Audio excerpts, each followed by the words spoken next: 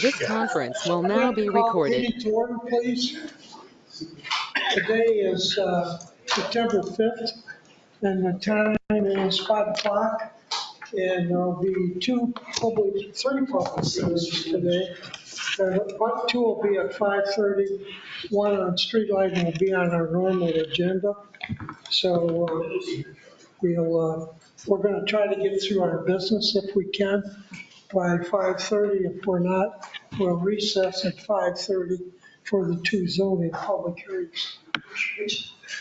All right, I'll call the meeting in order. Would you take the roll, please, Dave? Mr. Genowine? Here. Mr. Mahoney? Here. Mr. Crandall? Here. Sir? Would you raise for the Pledge of Allegiance, please?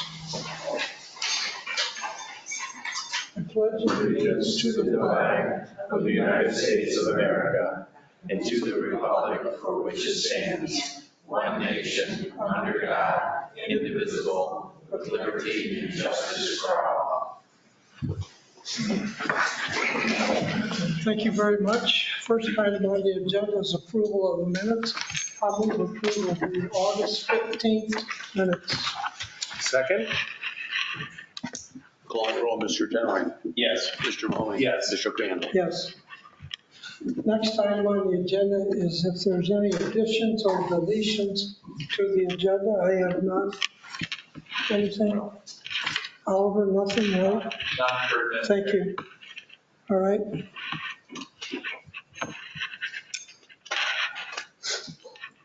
Next is, there's no items, so we'll move on. We'll skip the zoning public hearings right now until 5:30. And I believe we're down to the administrator, Mr. Turner. Hi, Oliver. Hi, good afternoon, trustees and fiscal officer Simcoe. The first item under the administrator is a public hearing regarding street lighting for Waterside, Sylvania, Plat 10. Okay, and I'll open up the public meeting at 5:02. And is there a representative of the petitioner? All right.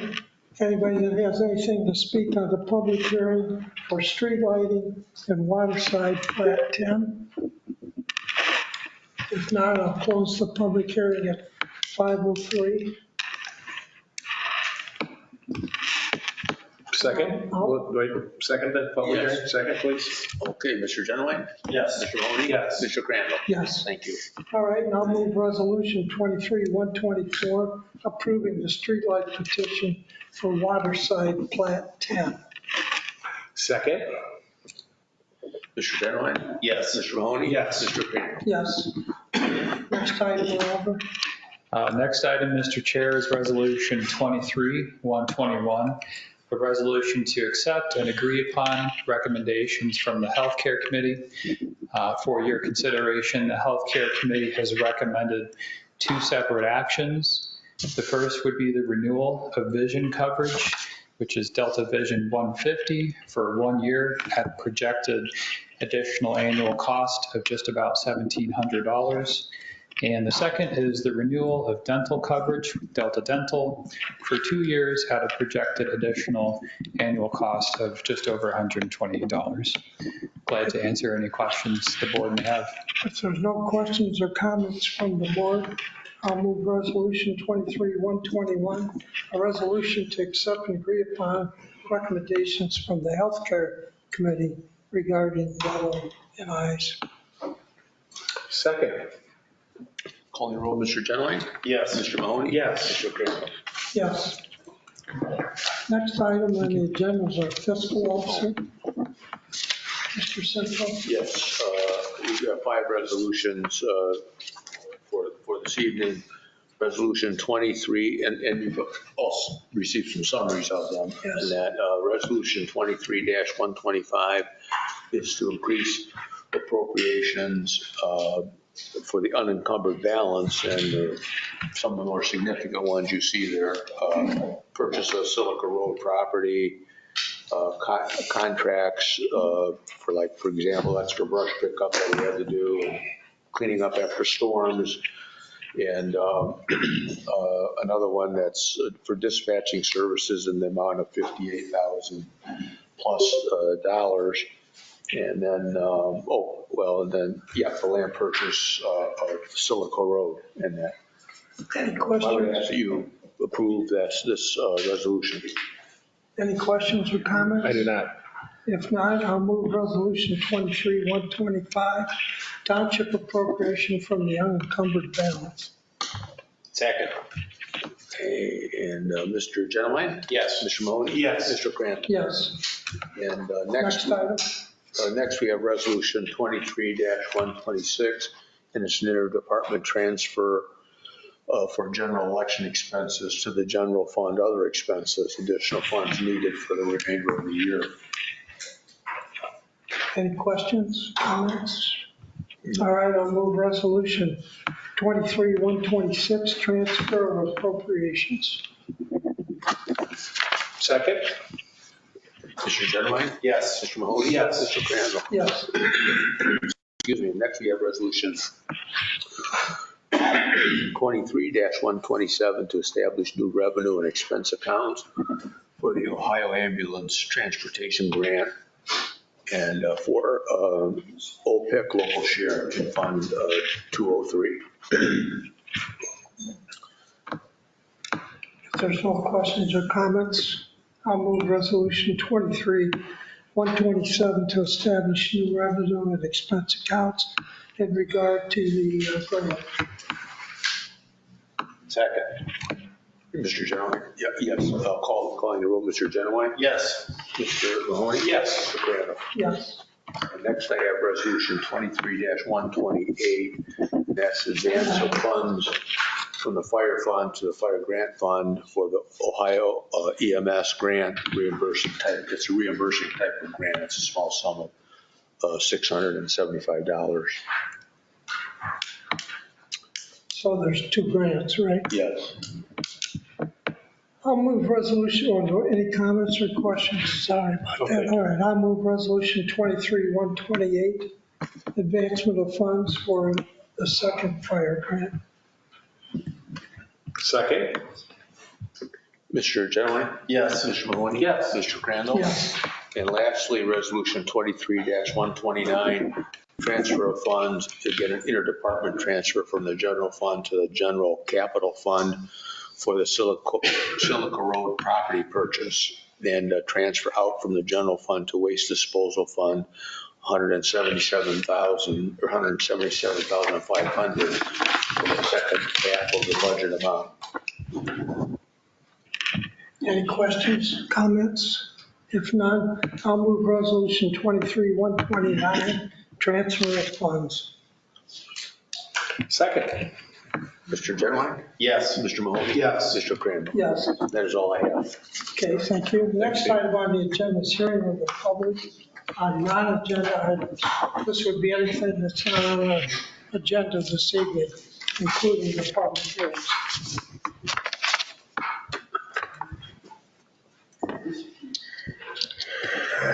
Okay, Mr. Senstock. We have your address, 2226 Menorah Road. That is correct, John, thank you. Hi, Lauren. I'll be brief because I know you got tight time tonight with the hearings and stuff. I just wanted to come and publicly. Please, wait a minute. Could you, if you want to talk, please go out in the lobby. Thank you. Just wanted to thank the trustees and all the department heads for the services you provide our community, but specifically being pretty much a lifelong resident of Spring Township, I wanted to acknowledge Rob Nash and Service Department for what they've done over at Association Cemetery. Both my wife and my folks are buried over there, and in turn, I guess the right words. I just thought it was nice. They did a nice job of the paving the roads and stuff in there. It was really, really nice. And he has needed that care for a long time. And Rob, just let you know that we are watching and we see what goes on. And just want to thank you all for that. We don't get many of those. Thank you. You're back next month too, right? Thank you. Next one is, I think it's Torf, it's all hard to read, on Valencia, 5046 Valencia, 10 acre. Oh, it's Sarna. Sarna. Oh, that's the first name, looks like. Anyway, is that person here? Yep, here she is. Oh, thank you. Well, I moved on to Valencia in 1984, and the traffic is really a concern of mine. On the way here, it took me about 20 minutes to turn right onto Whiteford Road to come to this meeting. And my concern is if we do this development, it's Oh, just. wait a minute, ma'am. We're not to that point. Pardon Are me? you here for? 5:30, Sarna. Yeah, it's Oh, I'm sorry. 5:30. I Oh, you're apologize. good. No, you're good. I'll call on you. You just signed the wrong sheet. Thank you. Should have worn my hearing aid. That's all right. Okay, if there's no one else that wants to speak on non-agenda items, we'll move to open discussion and reports. Do you have anything, John? Not this evening. No? Thank you, though. Anything? Oliver, nothing else, right? No, thank you. Thank you. All right. Rather than adjourn, we'll recess till 5:30. And if you want to use the facilities, they're in the lobby there, or if you want to discuss things, please do it in the lobby. And then we'll reconvene the public hearing at 5:30. And there's 2 items on the public hearing, both on Whiteford Road. Just a recess. Yeah, just a recess.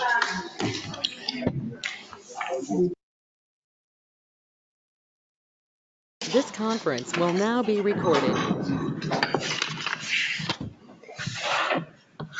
Okay, we'll call the public meeting to order at 5:30. The first item is a zone change from C-4 professional offices to C-2, and it's a PUD, and it's at 4914 Whiteford. And I'm quite certain there's only one person here in regard to that project. It looks like, let me check one other thing. Probably shouldn't have opened the hearing yet, but there's 2 non-agenda items. Is one Sanders maybe? Are you here for, we're past the non-agenda items, but I'll certainly call on you if you're not here for one of these 2 hearings. There's 2 people, I think you just signed the wrong sheet. That's I fine. did. That's fine, no problem. So there's nobody here for non-agenda items left, correct? Okay, thank you. Yes. I have a I'm question. sorry, I didn't see that. Oh, I raised my hand. Come on up. Austin, come on up. No, I don't know if you're too short or my eyesight's bad. Sorry. Go ahead. I'm here for the zoning also, but I didn't sign that I wanted to speak. And I'm looking at this and it says sign if you want to speak, so Yeah. I'll wait till my. You're on the non-agenda though, right? You did sign it. You She didn't sign it. You didn't sign anything? Okay. We'll give everybody a chance to speak. Yeah, we'll Yeah. call her. Yeah. Thank you, so. Thank you.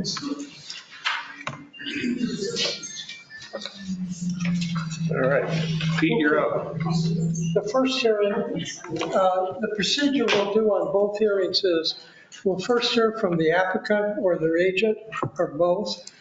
And then we'll hear from Darrell Ross first on the background and the planning.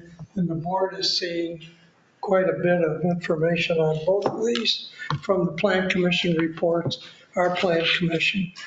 And then we'll go to the applicant and agent, then we'll hear any comments or questions.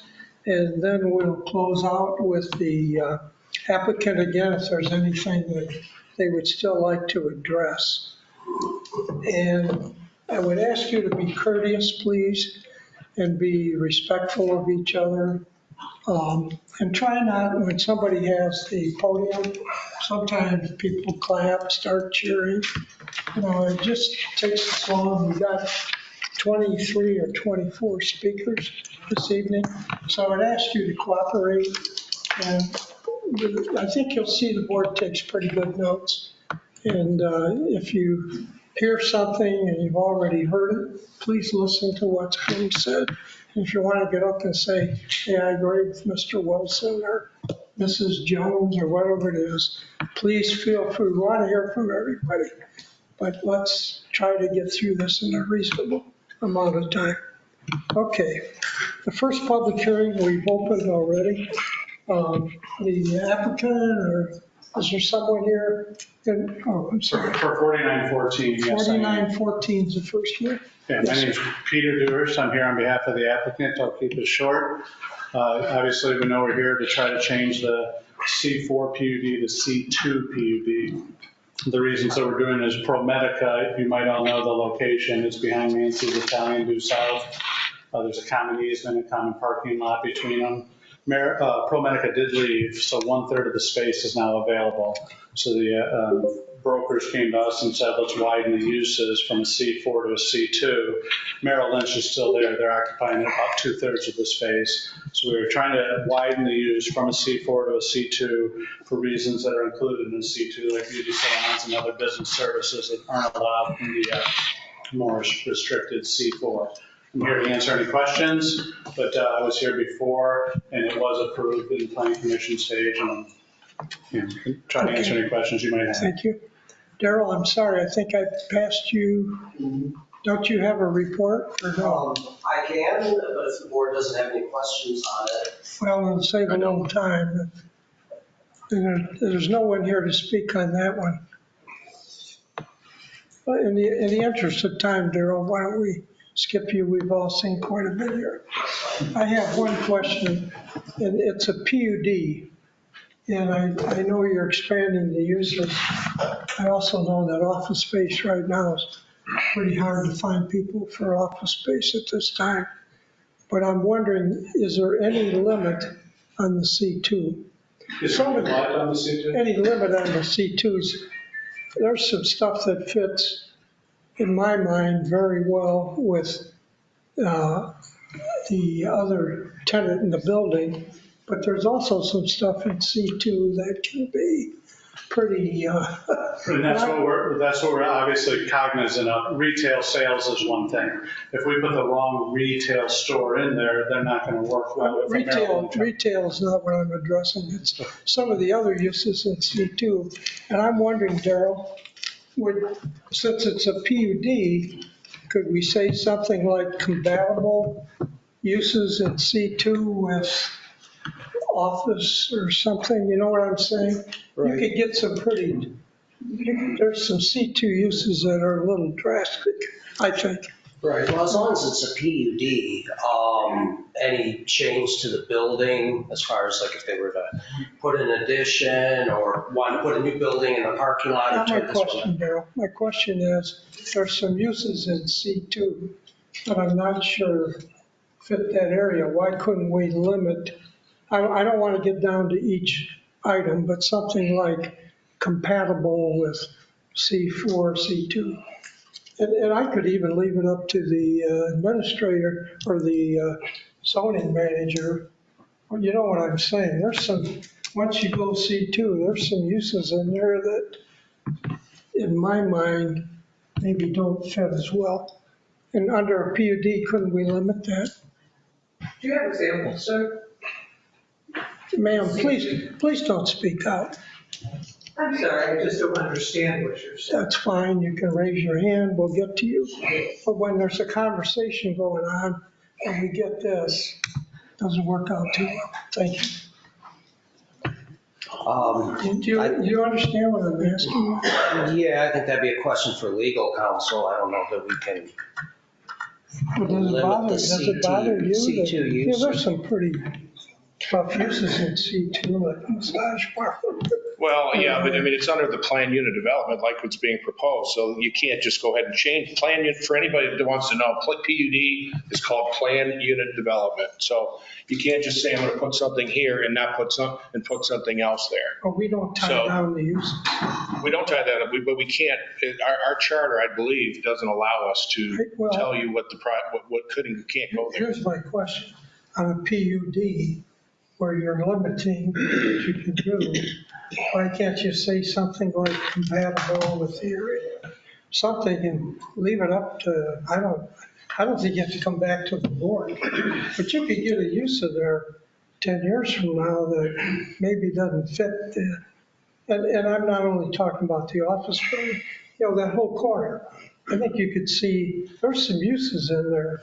Well, prior to me being on the township, for 4 years, I was on the zoning commission, and we approved that project as a PUD, because we wanted control of what was PUD going there. office. PUD office, Now yes. we're PUD. Commercial, office. C2. No, well, we're both, right? Right. I think we'll So have. Pete, do you have any thoughts on you're following us where John's I can going? say this, my client bought this building for in excess of $3 million, and they spent $200 a square foot to work out the inside of it. To think that they're gonna put something in there that is maybe adults, bookstore related, next to a Merrill Lynch, that's clearly impossible, and nowhere near where my client's gonna go. I get that, but I may not be here, and you may not be here in 10 years. You follow my thinking? Why can't you, with a PUD, you're saying you can't limit use? I'm unfamiliar with asking for a C4 to a C2, but we don't want to allow these parts of it as well. If we had to come to you with something that's a stretch, right now it's going to be office. The intent is to make it office. If we have to at some point go retail, I don't know. I mean, we have 25% vacancies in a lot of cities. There's even the retail that bothers me, and some of the other uses. Some other uses could be bothersome, I would admit, but here we have a Merrill Lynch and a former ProMedica building. To think that it's going to fall into, this is Class A space. It's a beautiful place. I mean, my client spent 6 figures on the parking lot. I'm very familiar with it. So I would think that this is as top notch of a place in Sylvania. I think that he's going to let it go to, some other use. Seems like a far stretch. Well, I get it. But I don't know, why don't we just ask our attorney if that's possible? If it isn't, it isn't. How does that sound? What do you think? I'm comfortable. I'm very familiar with the facility and like he mentioned that, the investment there, I can't see them going in that direction. I'm not worried when 15 years from now or 10 years from now, It's a plan unit development today, and it's a plan unit development in the future. That's not unwinding. Yeah, but it doesn't change, we're changing. But I don't think, John, we want to wait. You want to wait and kick this till next month? I think I know the answer. The answer to this is we can't dictate what zoning goes in there. If we were in the city of Toledo, it'd be real easy. I'd say, get me brick buildings and get me signs that look like this and get me, I want this and I want that. We can't, townships don't allow for that. So I don't think we can tell you what you want there other than trusting that. Honestly, there's probably a little trust here, trusting that it's a PUD. You spent a lot of money on the property. I don't think somebody's going to want to rent at square footage. They might go across the street on Monroe Street or might go down towards Talmadge where it's cheaper per square foot, but they're not going to put something in here. Well, I mean, how much more do you want to talk about it? We can pass this off. I mean, we've got a big agenda for these poor people that are sitting here. If you want people to be a pain, should we check with our legal counsel and check back with you? Well, I'd like to just hear if our legal counsel says. Well, our legal counsel's not here though, right? On the phone. Oh, John is on the phone. Oh, okay.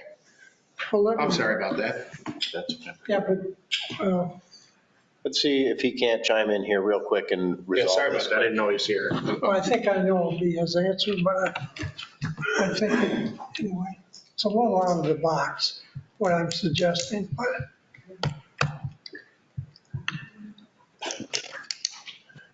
Can you hear me? You out there, John? Yeah, I'm here. Can you hear me?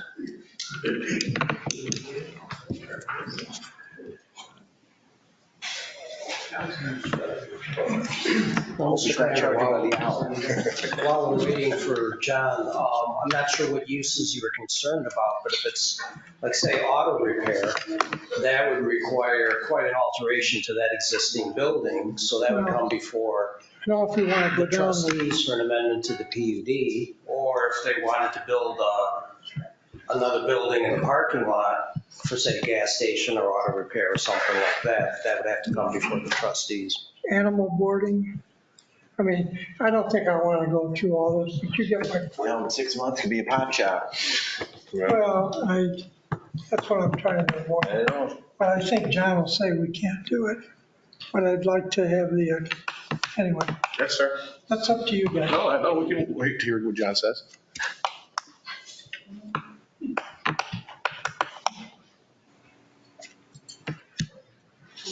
Is he out there? Maybe somebody call his cell phone. I thought we did. I think he's on here. We just tried to notify him online, but he's not responding. Oh.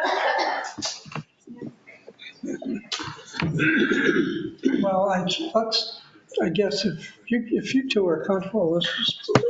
Well, I think, we've asked the attorney to, let's get we've opened this can, let's find out, just to make sure. I'm sure maybe I'm wrong too, so I just don't think you can change the areas. I'm not changing the zoning, I'm changing compatible uses.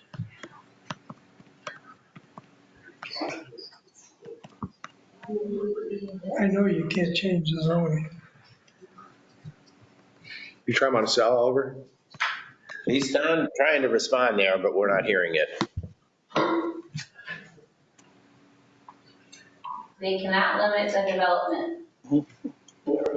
There he is. There he is.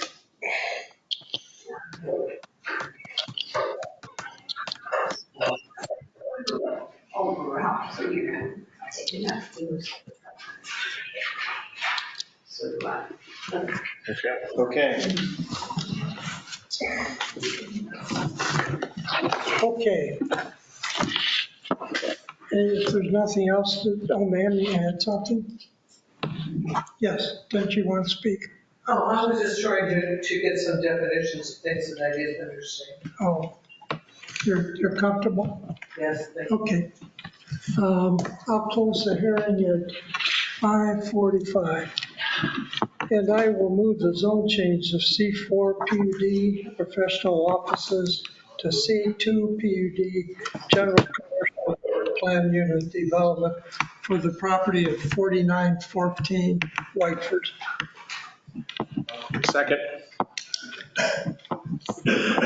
Call your roll, Mr. Genowine. Yes. Mr. Mahoney. Yes. Mr. Crandall. Yes. Thank you. Thanks, Pete. Thank you. Thanks.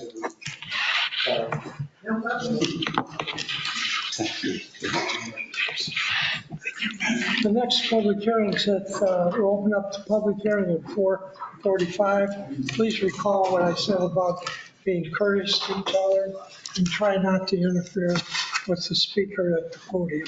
I think we said it's 5:45. I think you said 4:45. I'm sorry. I don't know if it's my eyes or the glare of the clock. It's a little glare when you says you can't. Anyway,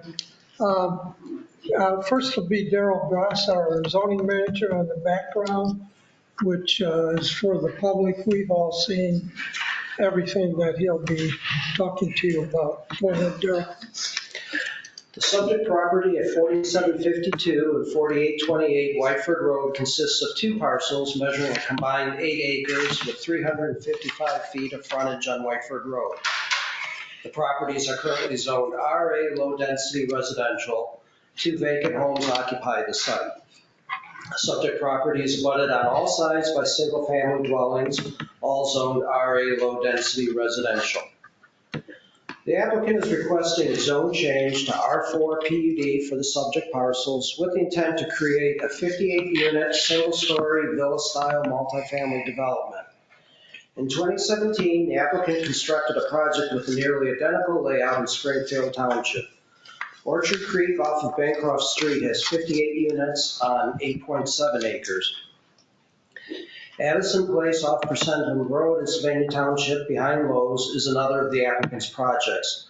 While the layout is different from the proposed, the style and design of the villa units is consistent with what is proposed on the subject property.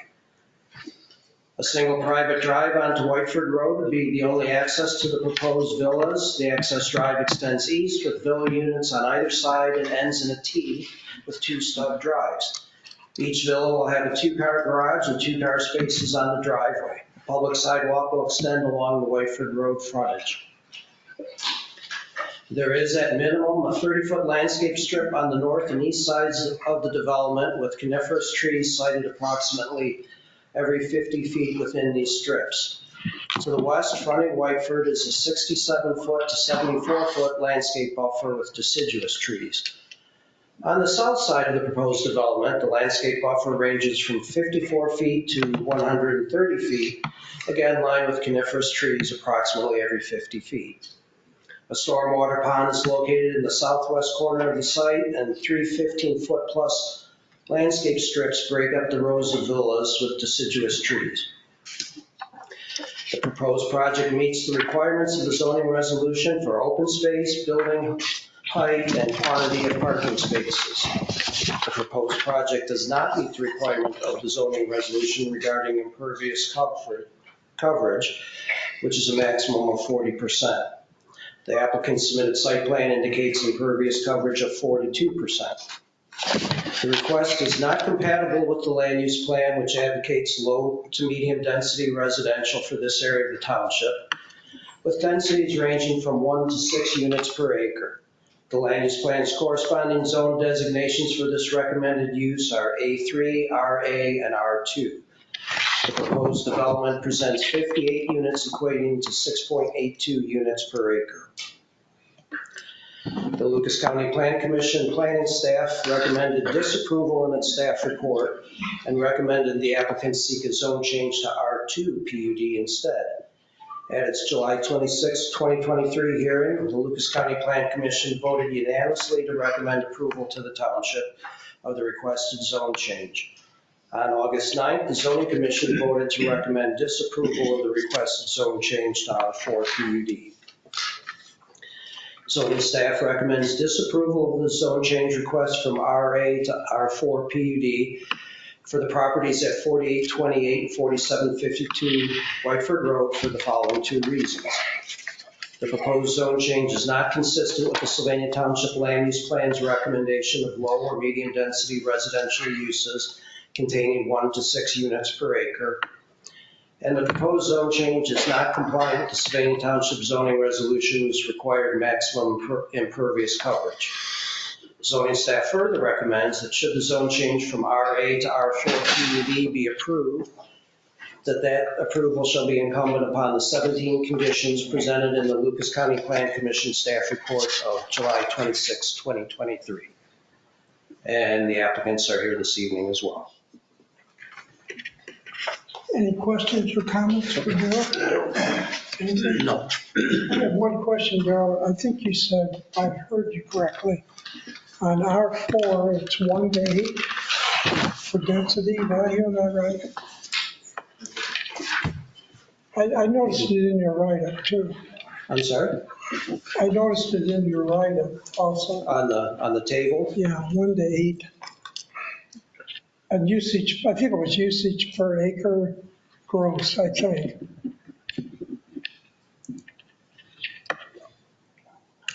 We're talking about R4 PUD or just a regular R4? R4 PUD. I thought you had a table that said 1 to 8 units per gross acre. I think I saw that. Now, the R4 PUD allows 8.7 units per acre, which would equate to 73 units on this. I got that, but I thought you The also. land use plan recommends 1 to 6 units per Well, acre, now you're. which would equate to 8 to 50. That's not before, so is that where the 1 comes from? You're recommending single family there, I think. I mean, you know, R2 went, R1 went to R2. No, I follow all that. I'm okay with R4 PUD if just not. I'm just asking the limit. I think in your report, well, I don't have that here, but I thought you just said that now, 1 to 8 units per gross acre. Maybe I misunderstood you. The 1 would be, I get that would be the R2, but we're looking at R4 PUD. We limit the number of them, we limit the number of units, but we don't have a range, is what I'm saying. Right. Yeah, the only range is the land use plan recommendation, which is 1 to 6 units per acre, which would equate to 8 to 51 units on this. No, that's the land use plan. Right, that's the only one that's But, okay, a range. what's the limit on R4 PUD? Isn't it 73 units or 74? 73, Okay. 8.7 units per acre. That's fine. plus one. All right. Thank you. Is there somebody here for the agent or the?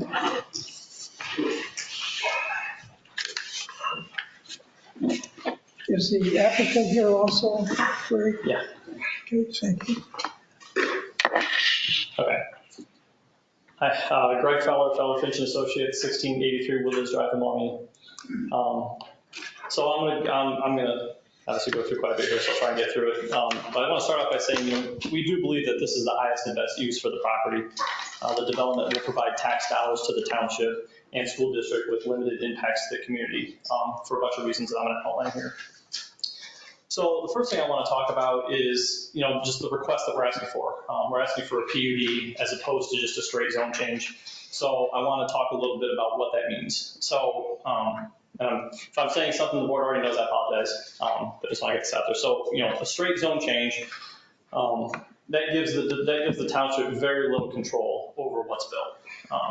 So if it was just rezoned, then the township has no control over the layout, no control over the types of buildings that are built, the look of the buildings, things like that. So a straight zone change, it doesn't give the township a lot of control. With the PUD, and as you said earlier, planned unit development, that gives the township a level of control that a straight zone change does not. So with the PUD, we're proposing the plan that's in front of you here. So should this plan be approved, that's what has to be built. So the township now has, knows what layout they're going to get. They know what type of buildings they're going to get. They know what the buildings are going to look like, and they know who's going to develop them. So with the PUD, it gives the township that level of control and that comfort that you know what you're going to get at the end of the day. You know it's going to be a good product. It's being built by a quality developer who builds in the town, lives in the township. So obviously they want to build a quality product because it's where they live as well. And the buildings are going to be very similar, the same really, as Addison Place. So you can see what you're going to get. So just want to clarify, we're asking for a PUD, which I believe is better for the township in this case because you do have the comfort of knowing that you're going to get what is approved. So Daryl mentions the land use plan and how it doesn't conform. So I want to talk a little bit about that. We do believe that it does conform with the land use plan for a couple reasons. First reason, and I'm going to read, this is from your executive summary in the land use plan, page 2, and it talks about demographics and economic trends. So I'm going to read this excerpt. It says, according to demographic trends, the township's population is aging at a faster pace than regional, state, and national averages, yet there are limited housing opportunities for seniors. The future of tomorrow's workforce is dependent upon young professionals, yet the township's housing market has limited housing opportunities geared towards this market. So the land use plan is saying you've got limited housing for seniors and limited housing for young professionals. And then it says all of these issues can be corrected through incremental and reasoned zoning decisions. The development that we're proposing directly addresses that. So, and Danny will speak a little bit, you can maybe speak a little more of this, but their clientele that they have in these types of developments, 75% of their clientele are seniors or young professionals. So that speaks directly to what the land use plan says that the township needs. So from that perspective, we feel like this very much does fit within the land use plan. Now it's true, the land use plan does call this area to be low to medium residential, which has a range from 1 to 6 units per acre. We're asking for 6.8. So we're just a little bit over that. But I think it's important to note that the land use plan is not set in stone. It's meant to be a guide, it's meant to be a suggestion, it's not meant to be set in stone. And there have been a couple projects very similar to this approved recently that have had higher densities than us. Adirondack Village is one example, just approved a year or two ago. It's on the core south of Central. It was a PUD, just like us. That was 6.9 units per acre, so just slightly more than our density. And that was in an area that was recommended low to medium residential. And then the Colony on the core just south of Sylvania was another example. That was a PUD, just like this, and that density was 7 units per acre. And that was in an area that was recommended low to medium residential. So there are examples in the township where, there are projects very similar to this that were approved with slightly more than 6 units per acre. So we do feel like it's appropriate for the area, appropriate for the site, and not out of line. So obviously density is a big issue, so I want to talk about density a little bit here. And when we talk about density, really when you boil down to it, you're talking about traffic and impact to the schools. Because obviously as you add more units, there's more traffic, more children for the school. So I want to discuss all that. The first thing I want to point out, so right now the site is zoned RA. So the RA zoning for a site of this size would allow for 30 single-family homes. So somebody could come in today with no approvals, no zoning approvals from the township and build 30 single-family homes on that property with the zoning today. So that is our baseline of what we're talking about. So obviously we're proposing 58 villa units. And the 58 villa units, as I'll talk about in a minute, will have a less of an impact on the community than 30 single-family homes. So first, let's talk about traffic. So I did a traffic analysis, and what I did was I evaluated the PM peak hour for the analysis of Whiteford, which when I looked at the traffic counts on TMCOG, the PM peak hour is the highest. Greg, can you dummy that down too for me, please? Sorry. So when you do traffic analysis, you're looking at the peak hour of traffic. That's how you analyze the impact that a site has on the roads and the community. So you have an AM peak hour, so obviously the peak hour in the morning, and then you have a PM peak hour, so the peak hour in the afternoon. Anywhere in the morning, the peak hour is somewhere between 7 and 9, and in the evening it's between 4 and 6. Obviously, people go to work, come home from work. So those are the two time frames of the peak hour that you're looking at. So what you want to do is you want to evaluate, you want to find out what the highest peak hour is on the main roads, like Whiteford, this example, and then that's what you evaluate the whole site for. TMCOG has traffic counts on their website. I looked up TMCOG's traffic counts. The peak hour on Whiteford is the PM hour. So the PM peak hour is what I'm talking about when I do these analysis. Thank you. So just keep in mind, it's not traffic through the whole day. It's just the traffic in that peak hour. And that's the largest impact. And then when you calculate, so when we have a proposed site like this, you have to estimate how much traffic is going to be generated by the site, right? So to do that, you use the ITE trip generation manuals. So ITE's got a bunch of manuals. You can look up different land uses, and it'll, based on studies they've done throughout the region and the country, they have, you can estimate how much traffic is going to be generated by a given use. So those are the manuals I use to do my analysis. So what we found was, or what I found when I did that, so again, 30 single-family homes is our base because that's what can be built today. So 30 single-family homes will generate 30 peak hour trips in the PM peak hour. So 30 homes, 30 trips, basically one per house. Then when you go, I evaluated the 58 villa units for the PM peak hour. 58 villa units will generate 29 peak hour trips. So just slightly less than 30 homes. So per the ITE trip generation manuals, 58 villa units will generate slightly less traffic than 30 single-family homes will. Then what we did to verify this is we took some real-world data from Slovenia. So we went and looked at a couple different developments, and we did a traffic count, and we counted the number of cars coming in and out during the peak hour. We looked at Adirondack Village, Orchard Creek, Addison Place. Those are three very similar projects to what we're proposing here. Based on the number of the cars that were counted in the peak hour, the average is 0.51 trips per unit. So when you multiply that by 58 units, that's 30 trips. So per the ITE manuals, the estimate was 29 peak hour trips. Per the real world sites that we visit and counted traffic, it's 30. So that correlates exactly with what our estimates are.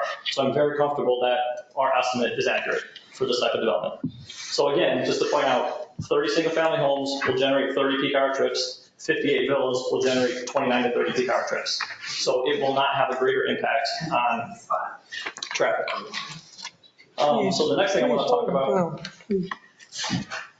is, it's been brought up a couple times, students and impact to the schools. So again, I did an analysis of some villa developments, very similar to this, and then some subdivisions just to estimate how many children would be added to the schools based on this project. So we looked at a number of different villa developments. The Colony had 28 units, 1 student. Adirondack had 47 units, 1 student. Addison Place had 66 units, 4 students. Interestingly, Waterside, Sylvania has over 100 units, 0 students. And then a couple more that we looked at. So basically, when you average that out, all these developments average out to 0.04 students per unit. When you multiply that by our 58 units, this project is estimated to generate 2 students for the schools. Then I went and looked at some subdivisions. I started with my subdivision, Brookside. We have 107 houses and 88 students in the district. Brick Crossing has 130 houses and 151 students. And Colony Oaks, which is south of Central, has 48 houses and 36 students. So when you average that out, it's 0.96 students per house. So to summarize that, 30 single-family homes on this site would generate 29 students for the school district. 58 villas will generate 2. So it's a much lower impact on the schools, the villas versus 30 single-family homes. A couple of the things I want to point out. Daryl mentioned the Plan Commission staff report, and there's just a couple of comments there that we'd like to ask to be removed. The first comment is comment number 16. And if you don't have that in front of you, it's basically, I'll read the comment. It talks about basically requiring sidewalks along a private road. That comment, I believe, comes from section 1107 in your zoning code. And 1107 talks about private sidewalks on private streets, and it says that the township shall be required to provide pedestrian access, properties within the township shall be required to provide pedestrian access from the public sidewalk to the public access of any main building. We don't have any public access to main buildings. We don't have a clubhouse, we don't have a pool. These are all private residences. So we do not believe that sidewalks are required per your code. And I think that's evidenced by, again, Adirondack Village that was approved as a PUD, private street, that doesn't have that was approved without sidewalks. And Addison Place, private streets, PUD, was also approved without sidewalks. And the Colony, private road, PUD, was approved without sidewalks. So we don't believe sidewalks are required per the code. I believe that was a misinterpretation by the Planning Commission. And then the other item I want to bring up is item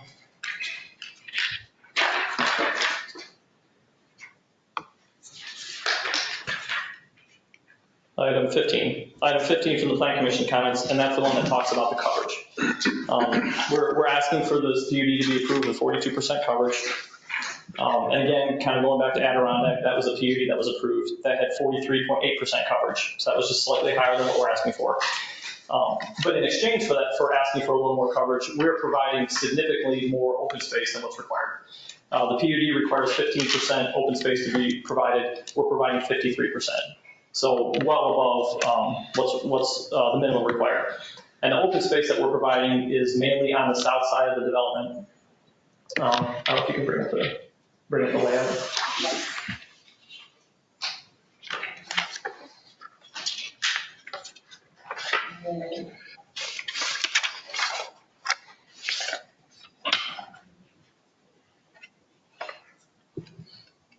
So you can see the majority of the open space that we're providing is on the south side of the development with the pond. And we feel this is a nice amenity for the development. It's consolidated. It allows people opportunity to walk their dogs, walk around the pond. So we feel that in exchange for providing more open space and consolidated open space, we feel like that's a fair trade-off for asking for just slightly more coverage of the 42%. So in summary, I believe that you are being good stewards of the township by approving this project for the following reasons. We believe the request conforms to the land use plan by providing the housing types that are specifically stated that are needed in the township.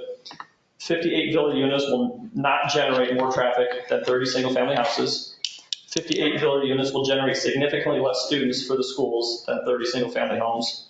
And this development will contribute tax dollars similar to 30 homes with much less impact to the township in the way of, because it's a private street, no road maintenance, no snow removal, and the lower impact to the schools.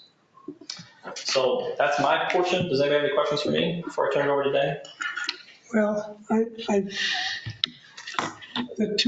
you'd like two things waived. 15, I get the 40% versus 42. Right. But I don't understand, when you look at a PUD and sidewalks, you got private and public. Right. So this is a private road. This is a private road. I understand. And main building, you got to put it in. There's no main building. Right. Daryl, do you know, I mean, I don't see where we can require sidewalks here on a private road with no main building. Are we missing? I think the Plan Commission must have. Can I address that? I talked to Plan Commission, the staff member that I think it was a misinterpretation of the code. I'm not sure. I think they misinterpreted what the code I said. think it cited 401. Right, which is not even I don't know where that came from. That I doesn't. mean, there's nothing in there in No. 401. And just to clarify, we are providing sidewalks along Whiteford. So along the public street, we are providing sidewalks. Any comment, Darrell? Let's move ahead. To provide pedestrian access from public sidewalk to the public access of any main building. So Greg is correct, there's Thank you. a main building there. So a clubhouse or- before you leave, we could drop the sidewalks from that condition. If you look at our motion, it'll have all the conditions. 15 will take care of itself. 16, I think we should drop that requirement if, in either case. I'd like to do that before we get into all the other stuff. Do you guys agree? I don't see why we would have sidewalks on this project. And the other project, I'm fine with that because they have, he's got it on Whiteford. yeah, and there's also that project that's coming up for sidewalk for the schools. We've partnered with the school system for safe way to schools. And I'm pretty sure that, I could be wrong on this, I think it runs from Whiteford schools all the way to Alexis Road. There's going to be sidewalks up there. And that's a year and a half from now, maybe something like that is what they're talking about. But that's part of the. He's taking care of that though on his frontage. I understand that, but there's going to be, I'm talking about ingress and egress for all the way up and down. There'll be sidewalks. Yeah, in the future, there should be sidewalks up and down. I just think we ought to, if we get into a big discussion, I don't see where sidewalks are required. No, I'm fine with that. Okay. Anything else? No, I'll turn it over to Dan. All right. Thanks, Greg.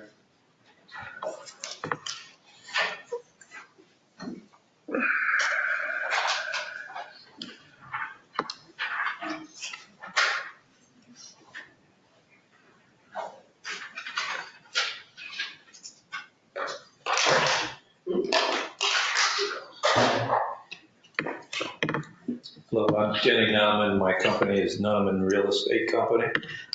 We're the property manager for McCarthy Builders on all of their villa developments that are for lease. And I've got a statement I want to read, but I want to kind of approach this from a high level, kind of letting everyone know what these projects can do for Sylvania Township, not just this specifically this one. But there's a tremendous need for this product. I think you people all know Pete Silverman. A couple of weeks ago, Pete called me and he had a rabbi who was moving to Toledo to head up the Chabad house. And they wanted to live in a villa. And at the time he called, we managed, about 1,000 villas. We had absolutely nothing available. And we didn't have anything upcoming. And we had something coming up a couple of weeks later. I followed up with Pete, said, did you find a place? And he moved into the, what I call workforce housing behind Kroger. So he didn't get what he wanted. And there's a real need for this product. And when I go through my report here, my statements, you're going to find that this isn't your ordinary apartment community. This is a villa community that is extremely high quality. And I have 12 reasons for supporting the project. There is a tremendous need for quality rental products in Sylvania Township like Whiteford Woods. A need for rental housing to support young professionals and seniors was identified in the township's land use plan. These people are typically renters by choice and not renters by necessity. Quality rentals bring young people to a community, and quality rentals keep seniors in a community. So there's a good reason to have this type of product. Of the 20,088 households in Sylvania Township, only 20% are rented, except for Monclova Township at 9.8% and Ottawa Hills at 12.4%. Sylvania Township has the least number of rental opportunities in the metro area. Sylvania City is at 26.4%. Perrysburg City is at 27.7%. Perrysburg Township is at 38.7%. Maumee is at 24.7%, and Springfield Township is at 31.3%. Toledo is at 42%. All over town, our villas have been essentially rock solid full since we built Lakeside in Monclova 9 years ago. If Sylvania Township presently has 4,000 rented homes, which is 20% of the 20,000 households, the township could easily absorb 500 more units over the next 5 years. At Sylvania's commercial real estate tax rate of 3.6%, nearly 20 million of tax revenue could be generated for the school system and community over a 10-year period from that development.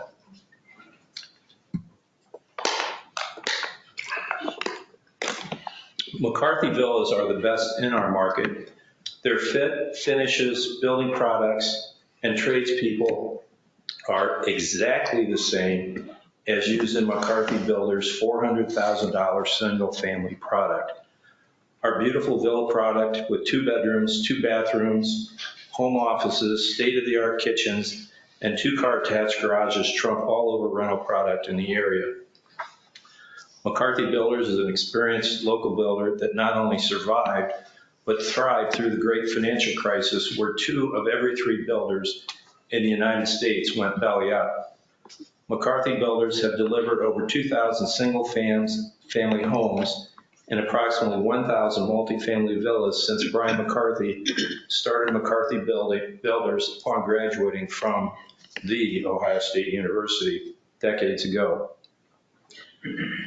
McCarthy villas are extremely well maintained and managed. Twice per year, every resident's villa gets a well check where furnace filters are changed, smoke detectors tested, and trained maintenance staff look to repair small issues that may not have been reported. Our maintenance staff is available 24/7, 365 days per year. Our landscaping and curb appeal is the best in our market. Our lush, irrigated lawns are fertilized, edged, and maintained by professionals. Over 200 trees and other plants will be installed. Our ponds will have lighted fountains for aesthetic appeal. If you want to talk, excuse me, go out in the lobby, that's fine, but that's the 3rd time I've talked to you. No, it's not. I'm not going to argue that. You're either, if it happens again, you're leaving the lobby. Yeah.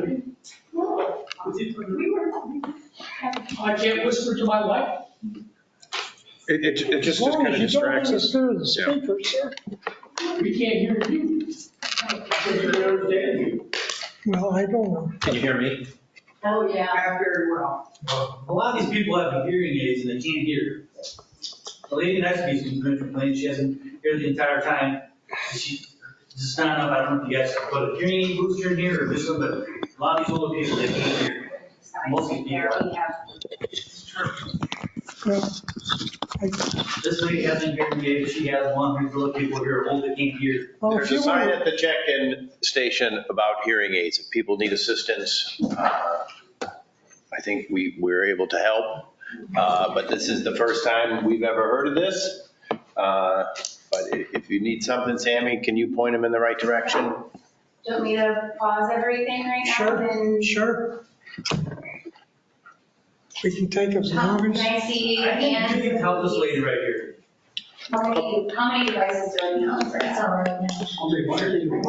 How many devices? 1, 2, 3, okay. Can I ask you a question? Yeah. I don't know who you were talking to.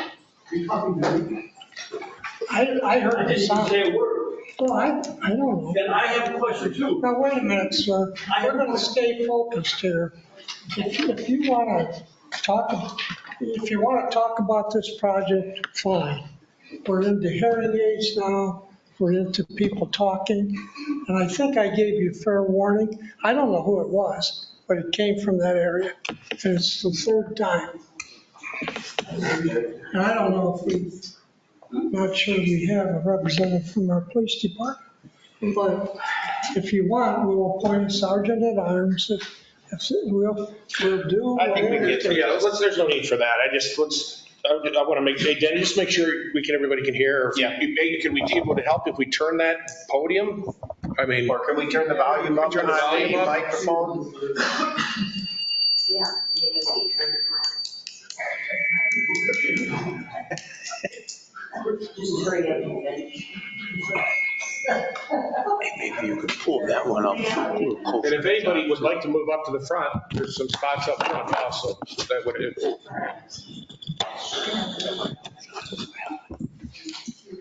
All right. all right. Want me to start over? No.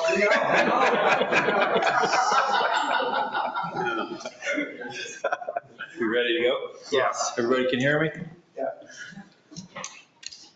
The people that lease our villas are also the best in the market. With average household incomes more than $100,000 per year and FICO scores more than 740, they can buy a home, but choose not to own because they enjoy the simplicity of maintenance-free, single-story living and flexibility a lease offers over a long-term mortgage.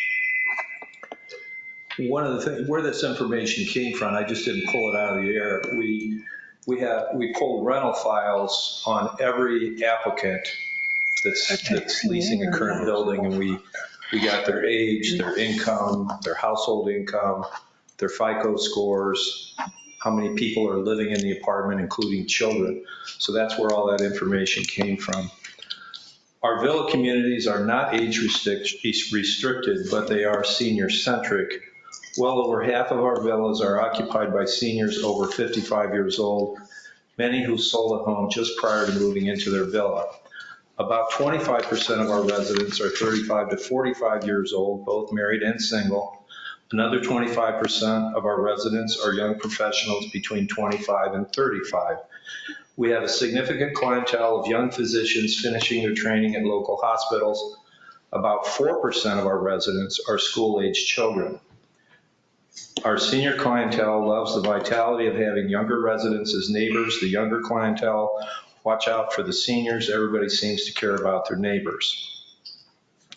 Our developments benefit schools and communities because of the real estate taxes paid without consuming significant public services while having a very minimal need for schools. For our community, our developments provide a significant net financial benefit.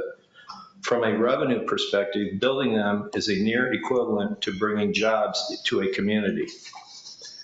Our community will blend well with the neighborhood. In the 2,542 feet from Monroe Street to the Whiteford Greenhouse, you will find an eclectic variety of land uses, including a gas station, Mancy's Italian, an office building being converted to commercial use, which we heard about tonight, a greenhouse, and an elementary school.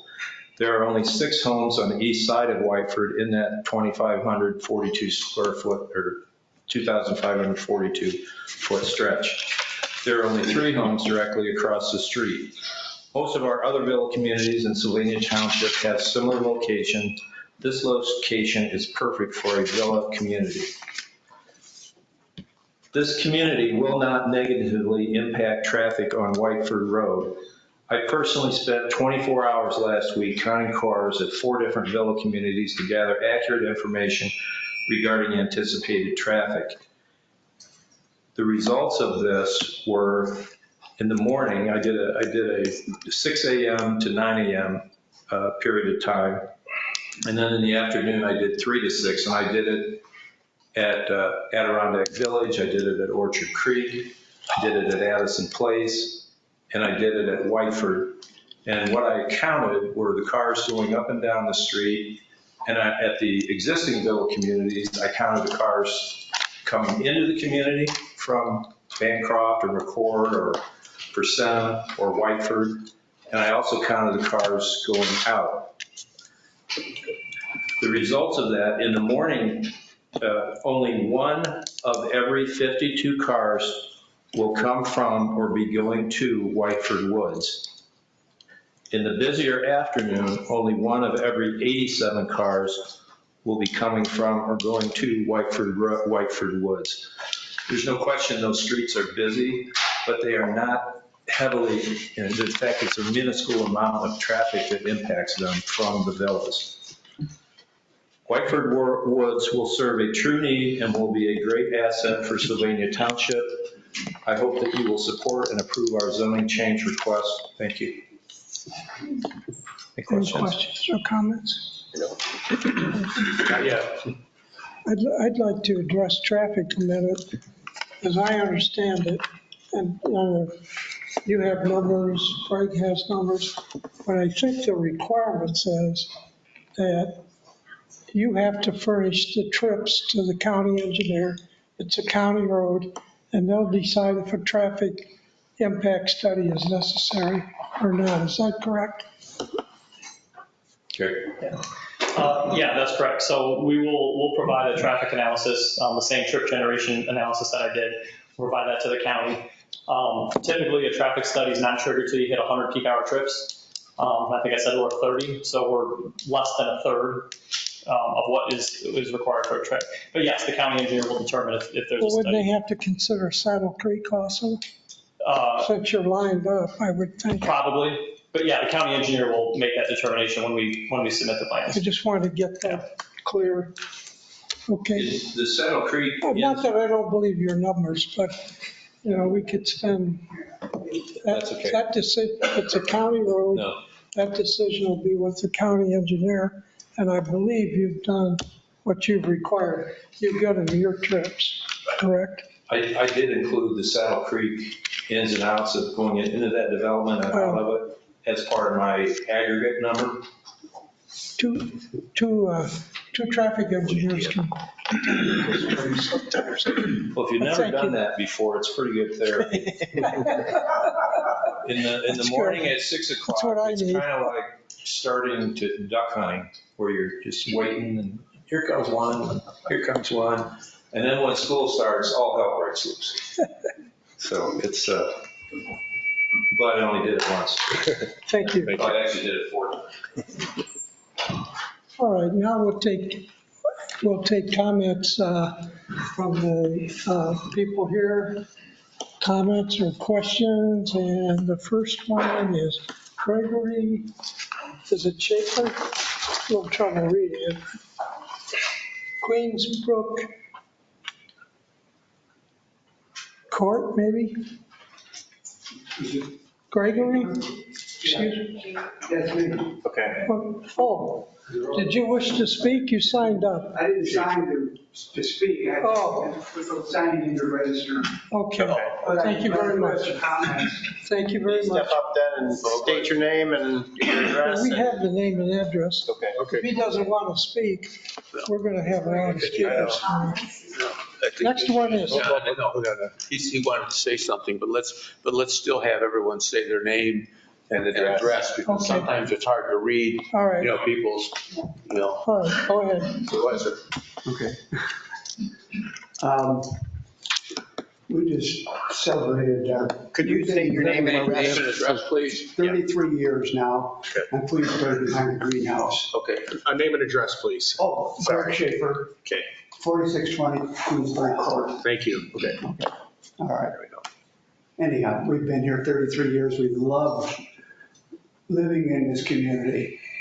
The fire and police leaf pickup is extraordinary. We came from Toledo, where you're lucky if you get one pickup in the fall. We get at least, I lost count, it's 6 or 7. To compare this cookie cutter design, that's what it is. I don't think there's anybody in here, in this room, would want to live in one of these 1,100 square feet, whatever you want to call them. Okay? Access is if you have a fire at that end, and you bring a fire truck in here, how would they turn around? It's very tight. And to compare what's happening on Whiteford, sooner or later is going to have to be widened to 3 lanes, at least 3 lanes, and make a passing lane. So there's more footage there. It's going to take off of that. So if you look at Addison Place, and I've been there, the backdrop of Addison Place is a beautiful site. It's called Lowe's It's really very picturesque. And and Persenum does not have the traffic that Whiteford has. And the people were talking, the lady that was going to talk about getting out onto Whiteford. At certain times of the day, it's you sit there and wait and wait and wait. It's a safety concern. Somebody's going to pull out and get hit. Other than that, I implore you guys, you have the power to maintain this community, and that's what we are. We're tight, very thoughtful community. That's all I have. Thank you. Thank you. Next speaker, Ken Johnson, Skelly Road. Gentlemen, my name is Ken Johnson. I live at 4844 Skelly. I can. How you doing? Good to see you again. I went to school with you. I went to school with your sister, worked at Churchill, so I kind of know you guys a little bit, Patty. I would like to say, I agree with Craig over there. I do think it is a cookie cutter design. I've lived most of my life either in Savannah or Savannah Township. And the short time that I lived in Toledo, the reason I came back is because it's a less dense environment. And I would like to keep Savannah Township as less dense as possible. I know you guys want the tax revenue, but I would rather pay higher taxes and have a smaller community, to be honest with you. And this gentleman is making assumptions that if you keep it residential, somebody is going to put 30 houses there. They very well could put 5 houses in there. They could put 10 houses or 15 houses in there. And I just don't think it's a good thing for our neighborhood. It's out of place, and I ask that you guys do not change the zoning law. And I thank you very much. Thanks, Ken. Thank you. Next speaker is Joe Neiman, Kerrisdale. Yeah, like he said, it's just, to me, it's a cookie cutter design. Have you ever driven through one of those neighborhoods? Hold it, Joe. Yeah. Just a moment. Hey, Joe, let's get your address too, please. Yeah, you gotta get your name and address, Joe. 5233 Kearsdale. Thank you. Thank you. I mean, I have to ask, because my wife took a drive through the neighborhood and she took a video. Have you ever driven through one of those neighborhoods? It's garage door after garage door after garage door. It's really all you see. And I don't care to see that across when I have to pull out of my neighborhood and look at that. I mean, I have a video if anybody wants to see it. They're more than welcome to watch it. That's it. Thanks, Thank you, Joe. sir. Appreciate it.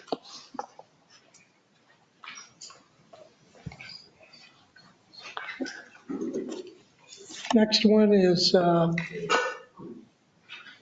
it Pamela Neiman? Kerrisdale, same address? Yes. Same property owners? Hi. Hi, Pam. Pamela Neiman at 5233 Kerrisdale. We moved here last year, and I've learned that a lot of families have lived here 30 up to 47 years. And we actually had a family that lived there, my aunt and uncle. They passed away last year. And we bought the home from the estate thinking this is a great family place. It's a great place to retire.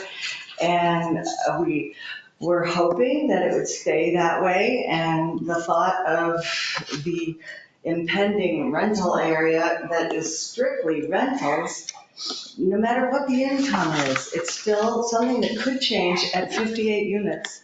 Could change 58 times in a year if people were inclined to leave. And we're looking at families that have been here for 30 plus years. On this street behind us, there's a family that the father has lived there for years, the children grew up there, and the daughter recently bought a home on the same street. It's a place that we want to keep residential, and I would have no objection to having homes built across the way commensurate to the area.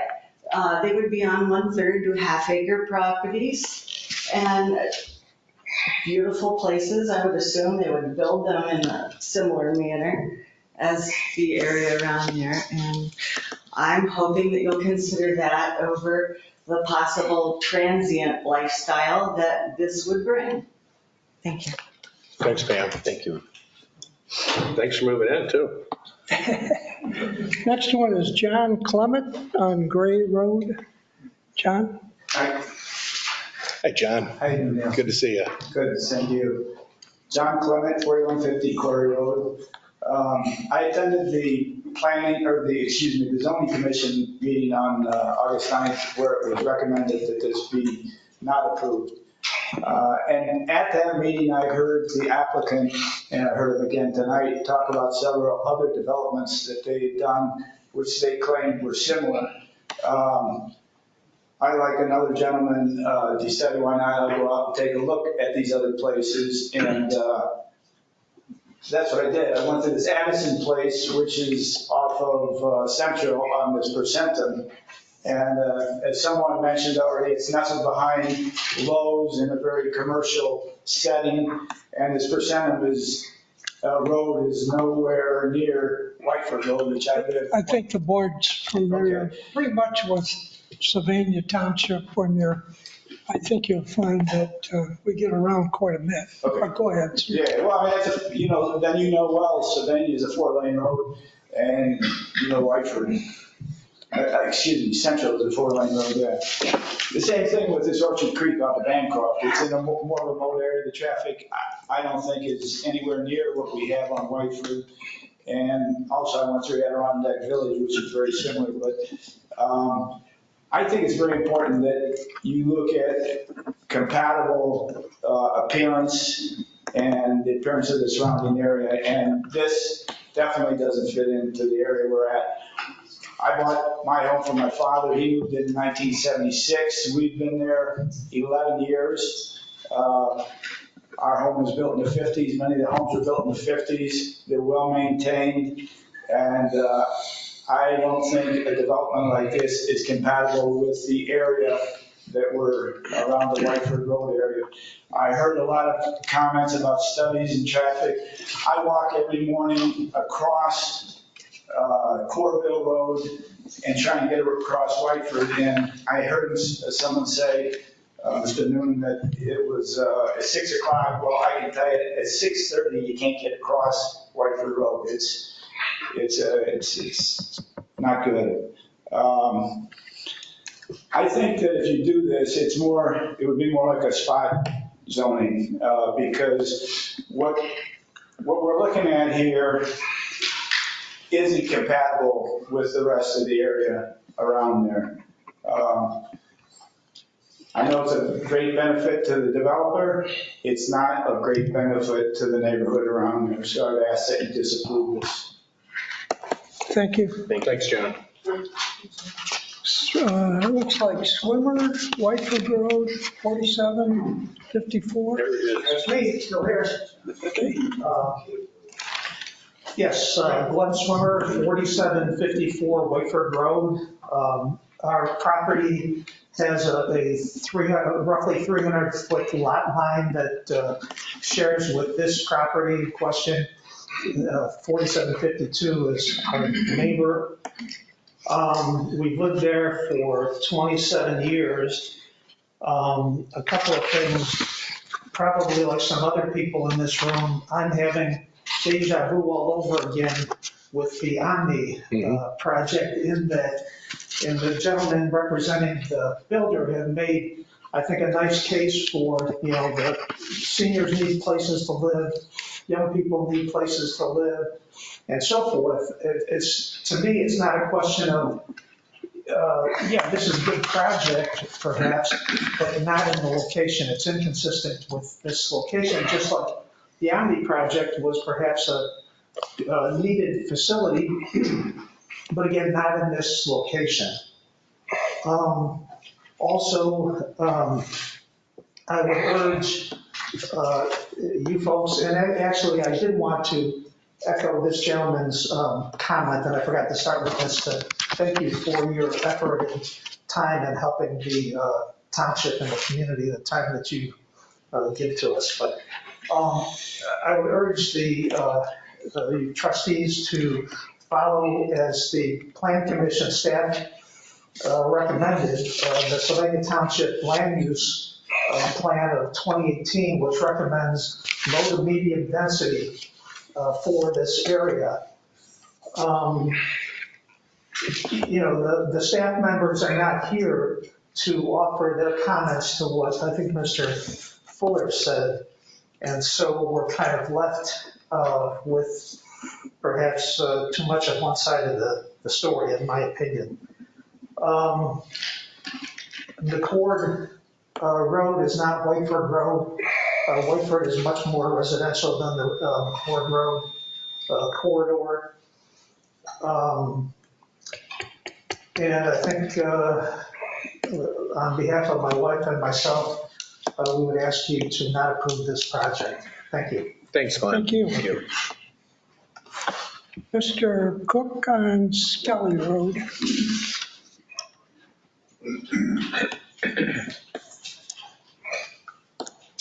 That's Robert Cook, and that's 4817 Skelly Road. Every community, every residential area off of Whiteford Road between Sylvania Avenue and Alexis has something that this does not. We all have other access. We can get out Skelly Road, I can go out to Whiteford. If it's all blocked up, which like tonight, when I went to leave at 4:40, we had 16 cars coming from Monroe down Whiteford Road, and I had to wait for them before I could go with them. If I had been trying to go the other way, it was really a nightmare because coming up from Sylvania Avenue was another 18 or 19 cars going north. I mean, it is just, I don't know. Excuse me, sir. Thank you. Go ahead. About, the individual that sat there, I saw him sitting in his car, counting cars. I'll tell you what, there's a lot of vehicles on Whiteford Road. And at least the residential areas have the opportunity to go out a back way. This has nothing, just one entrance. I mean, even if they would at least taken the road out and around so they had two entrances, that would make some sense. And then, but one entrance, that's just crazy. And as to having the water right there on the side, I guess the units that are on the south side and near Whiteford are probably going to be more expensive because they have a pond. And in the open space, they'll probably be a little bit more expensive because they have open space. The people along the north, where are they going to walk the dog? Through whose yard? How are you going to get there? I mean, I can see a lot of just, a couple green spaces that they can cut through. They're not going to do that. So that's kind of a joke. So consequently, I think that this, the way it's designed, should not be approved. And it's certainly not changed the zoning to where you'd have 58 units as opposed to, I think, what now? You get, the zoning exists, they could put 46 in. What, they need to make more money? Okay. Thanks, Robert. Thank you. Next is, he's already spoke, I think, Denny, you spoke. Jim Wells. Hunter's Green.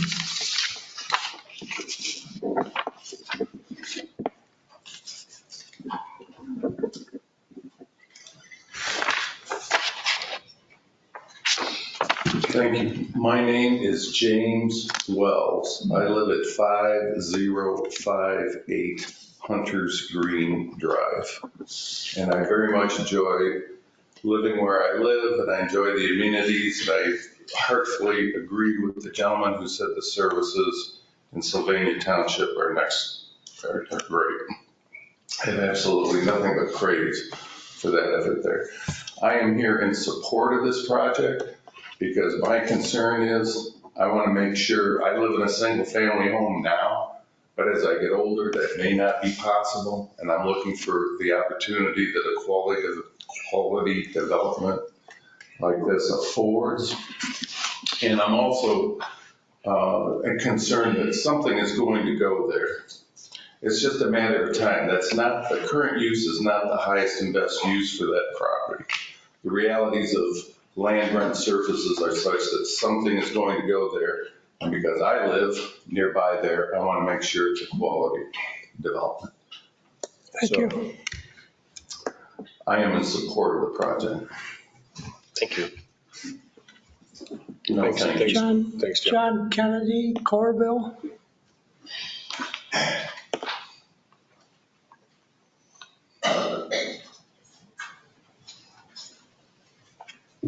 Hi, John. Hi. Good to see you. John. Excuse me a minute. Is that blade report? Yeah. As long as, okay. Go ahead, sir. Apparently the blade reporter's here. Yeah, I guess. Go ahead, John.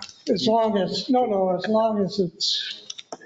we can hear the speaker, we'll try to control that. Go ahead, John. John Kennedy, 4930 Corville Avenue in the township. We've been there for half a century now. And I thank you for the opportunity to speak today. You got a choice today. I'm going to cut some of the things out because it's been pretty long, and I appreciate your taking the time, all of you, to do this. But the choice today is you can do something good for the community or you can do something bad for the community. In that half century, I've seen a lot of changes. Dave and I have had a lot of fun, Bob Sabo, everything. And I guess I haven't seen as clear and clean an example as this project of a spot zone. That's what we are looking at here, is a spot zone. And I'm gonna leave out any of the comments or any side comments about the Better Business Bureau, which was, I know Denny's a good guy and everything, but sometimes things get ahead of you. You can all research whatever comments are there. He's not a member of the Better Business Bureau, but there's comments that are out there. And there are other things, however, that are germane to this particular decision, and I have 4 to go over. One, I'm just going to quickly glance over, is 2 items of density and traffic. You've heard those, so density and traffic are coming up again. What I did was just to take a look at the number of driveways. And what makes it so bad is that if you take the 58 units that are in this thing, it's like shoving 5 pounds into a 3-pound sack. I mean, it's just an overflow that's there. When you get done, you're going to end up with over 2.5 times the driveways crowding Whiteford Road. Over 2.5 times the driveways crowding Whiteford Road. That's what I mean by 5 pounds in a 3-pound sack.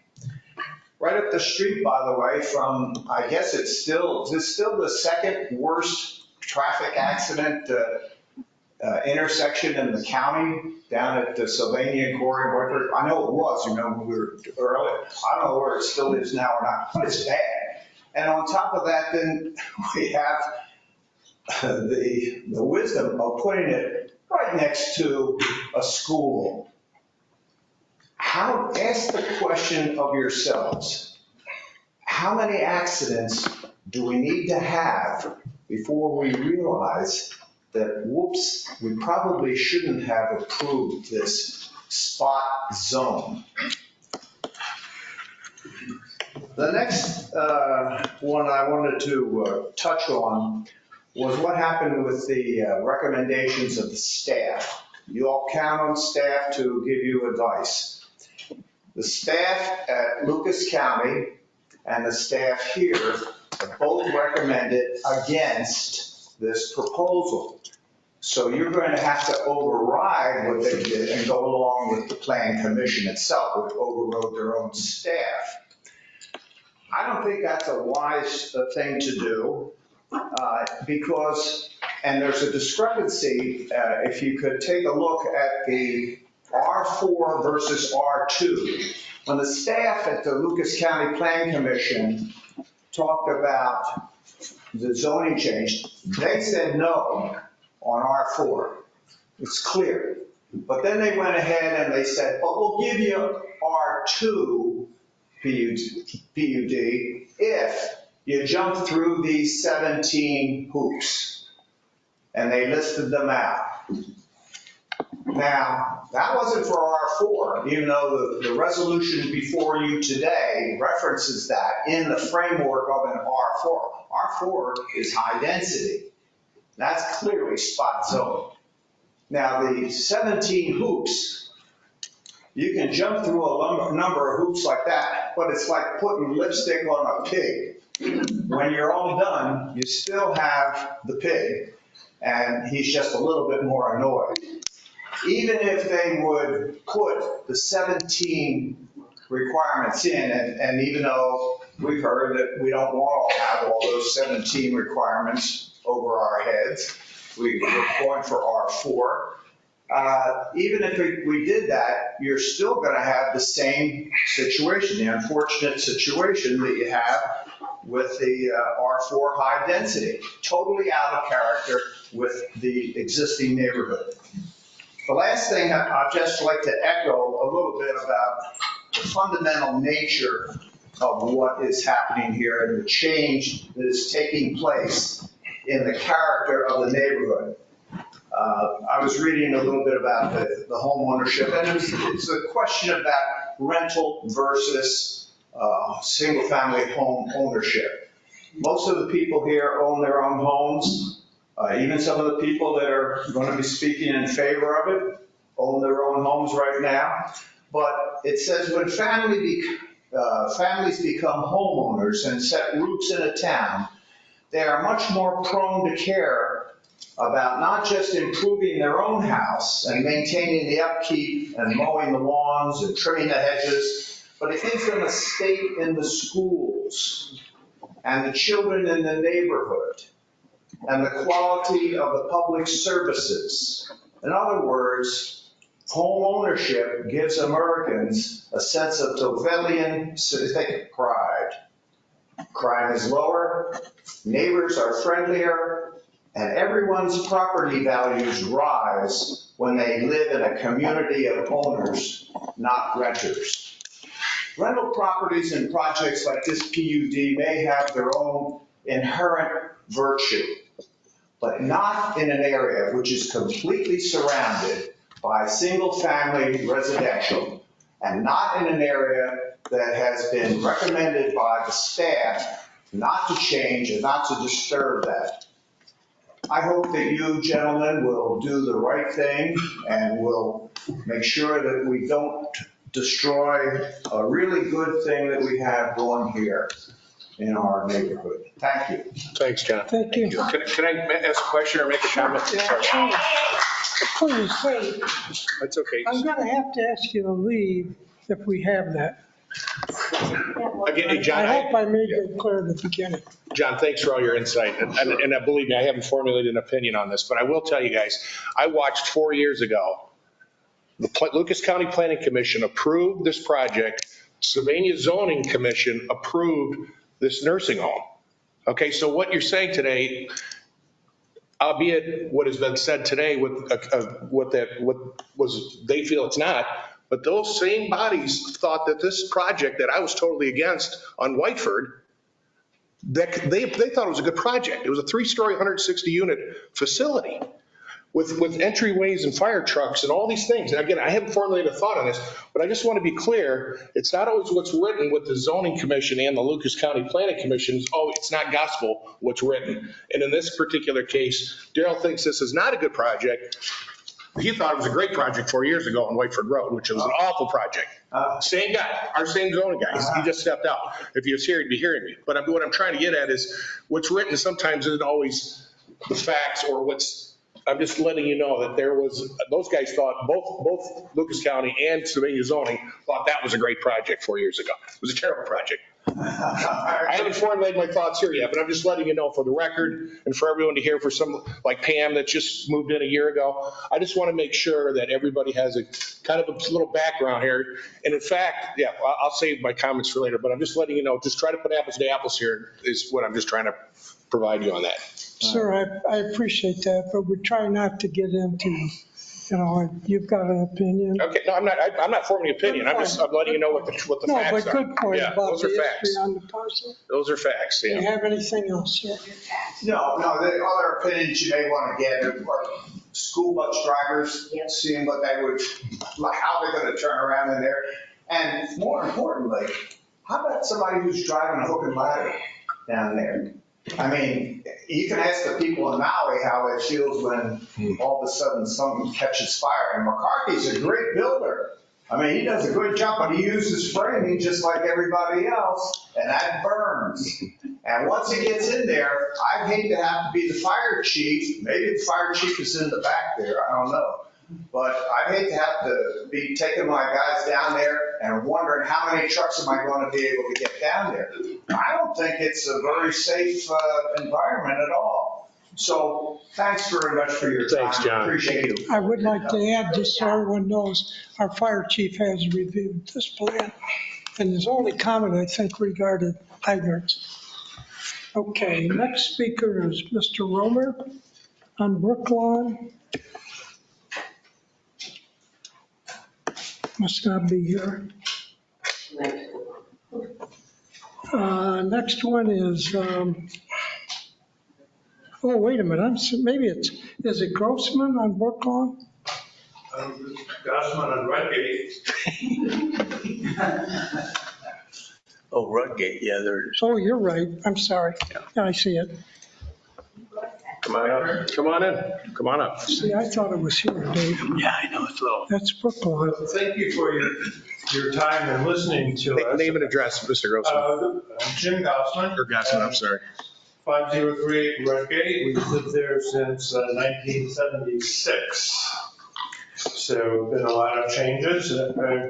I don't want to reiterate all the great points that are going, so I'll just make 2 points kind of quickly.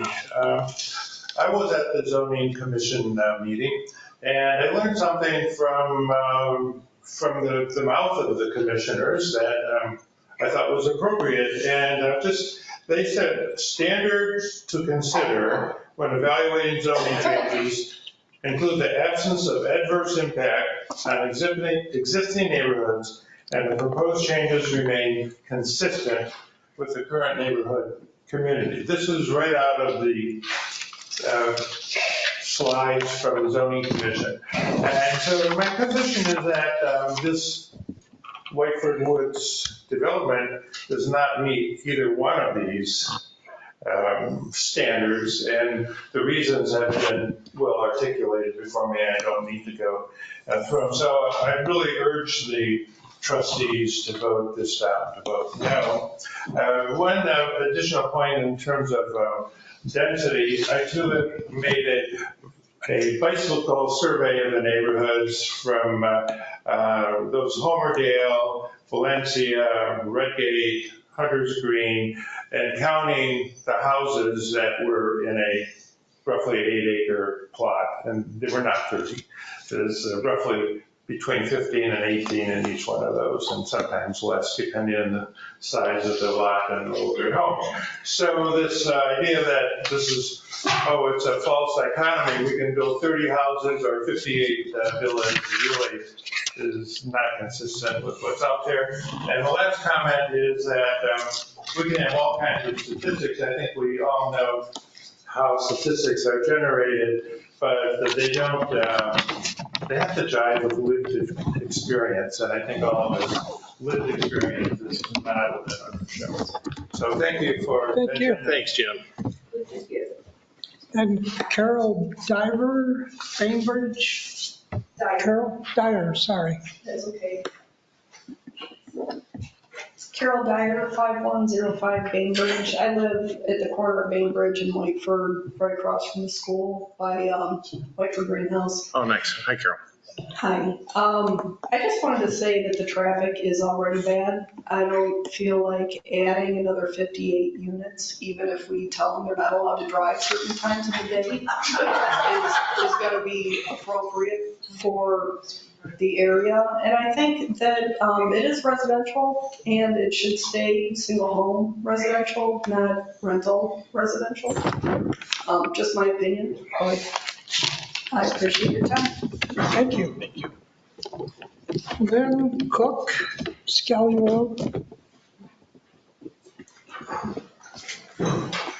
Good evening.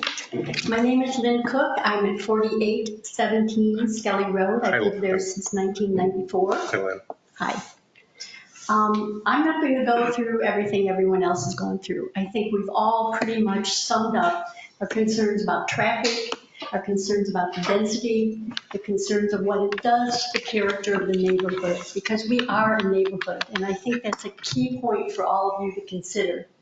We take care of each other, we watch out for each other, we take care of our lawns, we take care of our homes, which is something that rental people typically will not be as interested in doing. They're not going to be as invested. The other thing that I'd like to say is, was also talked about, the two other places that they keep referencing, one is behind Lowe's, it's across from an apartment building. The other is between a vet clinic and a Montessori school. Across on McCord, there's a drainage ditch that separates it from St. James Woods. It's not at all the same type of proximity of one single-family homes to where this development would be put. So once again, I'm asking you to please consider us as your township neighbors and vote this down. Thank you very much for your summary. Craig Feller, he's already spoke. Mary Sue, is it Skelly Road? It looks like. Yes, Mary Sue, we're on. Thank you. This time I will take the lead. Thank you. Good evening, gentlemen. Mary, what's your address, please? What's your address, please? For the, it's just for the record, that's all. I know. Important things first. Mary Sue Barone, 4951 Skelly Road. That would be Thank you. Township. All right. Actually, there hasn't been a lot that I have participated in. I do downtown. I had retired. I am a lawyer. But prior to that, I was business and actually in marketing. Whoops, pull this thing out. Please don't tear our. Somebody. Can you hear me now? Can somebody. Can you hear me? You want to fix that a minute? Thank you. Velcros. Velcro. Oh, Velcro. That shows where I am with the IT stuff. But I want to address all of you and say, I don't have anything prepared. I came due to the neighborhood basically making us aware that this was going on, but already the marketing people had sent out, oh, come move to our villas, they're so beautiful, and all the listing. And I cannot believe that you, as businessmen, and supposedly successful Excuse businessmen. me. No. Please address the board. We don't want to give. Okay. We don't want to give into that debates. they, as businessmen, that's okay, and supposedly successful businessmen, can find a little spot right near the school, right off a 2-lane road, Whiteford Road, to build villas. Who wants to come there? Who or whom is going to move in? It's not going to happen. People, and I am of the age that supposedly I should be moving into a villa, but we've been in our home since 1985. And I would never move into a villa off Whiteford Road with all that congestion up there with the gas station and Nancy supposedly is moving, and it's and the field there. It's ridiculous. They're not going to make any money, and I'm surprised that no one has considered that from the business point of view. All right? From the legal point of view, when you have all the calls to the fire station there or to the police department for Sylvania Township, who has to come even further because they're way out on McCord, you know, they're not the city, even though they're so close here, it's not going to work. So this is my non-prepared speech. Where is common sense? And I'd like to turn it around and address it to the business people too, but I can't. So I would simply ask you to consider the requests of the residents that have lived here, that have voted here, and I can't also believe that you four can overturn what people have already voted against. So it doesn't make sense, and that's not a representation of the people. But I thank you for hearing me. I do feel passionate about this, and I'm just expressing my passion for our neighborhood, for our friends, for our children, our grandchildren, our puppies, our kitties, and all the rest of it. We don't want those villas there. Nonsense, and they're not going to make any money. Thank you. Thanks, Ms. Brown.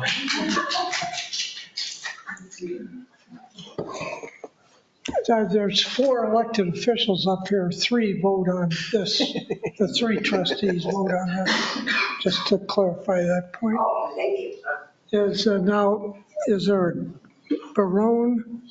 Looks like it's, That was the last, might have been Susan Brown. is that the same, it's the same house? Oh, yeah, I spoke to both of them. Okay, thank you. David and Rebecca Sean, I think, at 5114 Saddle Creek.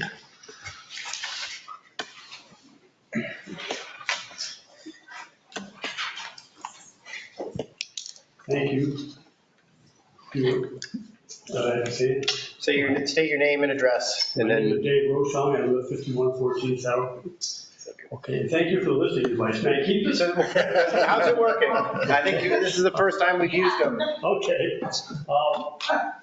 I'm so proud of my neighbors. I can't really add a whole lot because I'm way down the list. They've mentioned everything that I can think of, but I do live on Saddle Creek, right across from this project.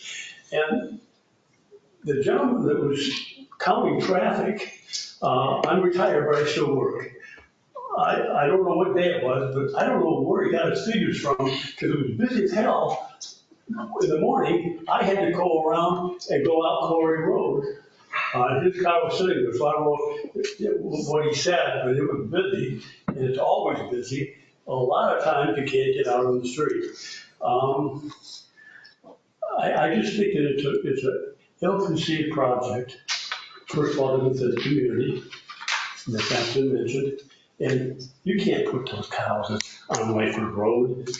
You talk about traffic. What about the fire department? You talk about that. What about the deliveries? What about their grandchildren coming over for senior citizens? You know, this is just too much traffic on the road.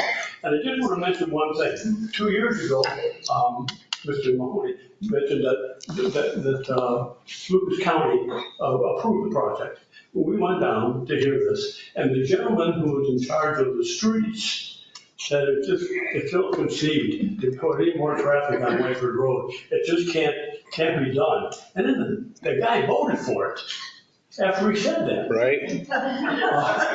Crazy. And then when the zoning board met, the two fellows that voted for it, I asked them, I kind of cornered them over here, why would you vote for that? And their answer was, well, something's going to be built there, it's going to be something. They're supposed to work for us. Right. They're supposed to be our representatives. That's really bad. I'd like to know how you pick those guys. It's a great question sometimes. Okay. But Dave, I guess I just want to be. Let's not debate. Yeah, okay, I'll wait till the comments. That's all right. But I just want to be clear. Our zoning manager approved that project 4 years ago.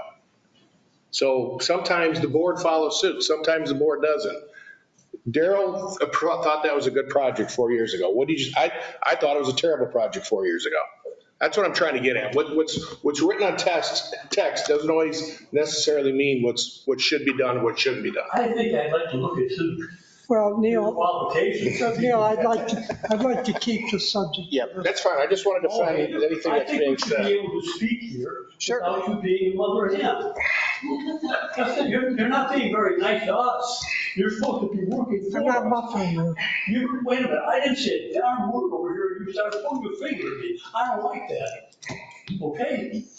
Thank you. All right, thank you. Boy, you put a bad taste in my mouth now. Thanks, Dave. Appreciate your help. Gail, Thanks for your a comment. hood. A hood.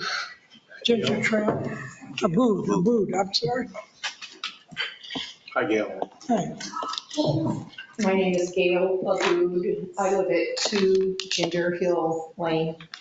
I travel on Whiteford Road on a daily basis. I have been passing this site for decades. I've lived in the township for almost 40 years and have hence almost always used Whiteford Road to avoid Talmadge.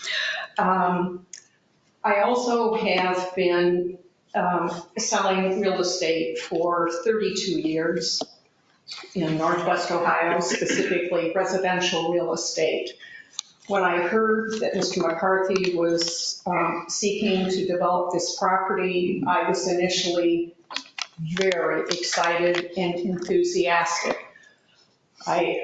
When I read the snippet in the neighborhood newspaper that indicated the township trustees were going to be reviewing this project based on very minimal information that was in the newspaper, my ears perked up and I thought, I think I better pay attention to what this project is. As I said, I've been watching McCarthy developments for decades. I have listed them, I have sold them. I think that the McCarthy project is one of the McCarthy product is one of the finest products in Northwest Ohio. In fact, it is so fine that when my elderly in-laws were seeking to leave their 2-story home in West Toledo, I searched and searched for a McCarthy villa and was very pleased when they had the opportunity to live for several years in McCarthy development on Wicklow Woods. If the project before us was in any way similar to the villas on Wicklow Woods or the villas off Alexis in Waterford Place, I would have been enthusiastic beyond belief about this project.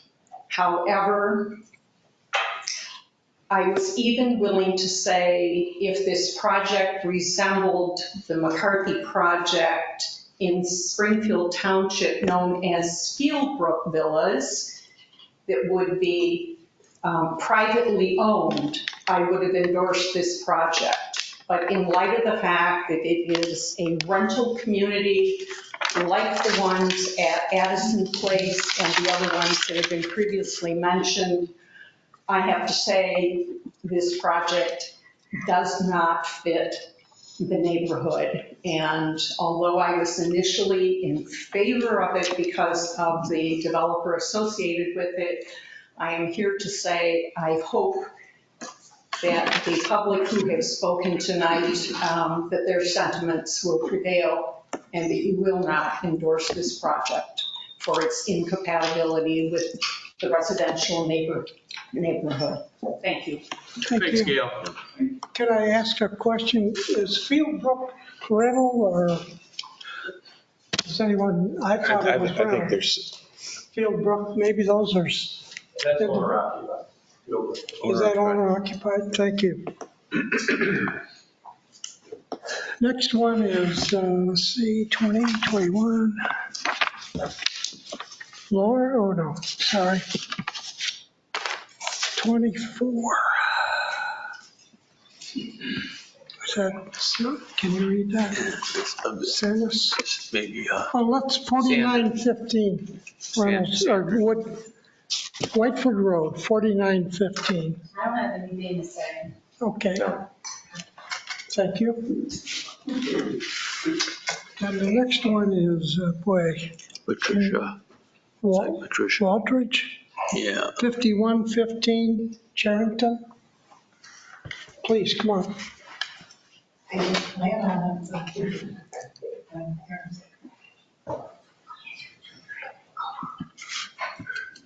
Patricia Albridge. Hi, I live on Patricia. the corner of Charrington and Whiteford Road for over 50 years. There's only 3 dwellings on my side, which most of you know. 3 homes on my side of the road. Mine, a doctor, and another. On the other side, there's other homes. Charrington is a very short street. All day long, it's cut through. And sometimes to get my mail is a hard time. No need to tell you, Whiteford needs more help with the police. They try on that road, but I see it every day from my bedroom. Sylvania, Monroe, Sylvania, Monroe, cut to my street and the other people's street. We can't get out on Whiteford. I have to go to Corey and go out Monroe. But that's the way it is. We don't need this here. It's very ugly, I will tell you that. And I know the people that are building it. It's for their self, and that's too bad. We don't need it on that street. There's going to be traffic coming out of that there. The traffic's going to be lined up from Sylvania to Monroe every day. That's going to be a mess, and they know it. They don't care. We care. That's it. Thank you. Thank you. Thank you, Patricia. And I think we got, is it Sina? Sarna? Dorf. The Dorf, I think, from Litchfield? Has already been spoken. Okay. Thank you. I must have got the numbers mixed up here. All right. Is there anyone else that wishes to speak that hasn't spoke? Yes, sir.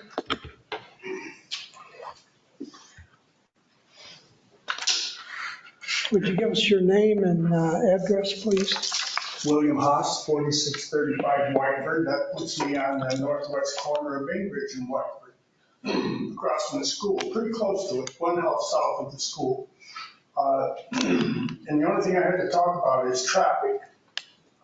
Trying to get out of my driveway when school is either starting or ending, and the workday adds to the ending time and the beginning time. I've sat there in my drive, and the northbound traffic is backed up to Homerdale from the school light.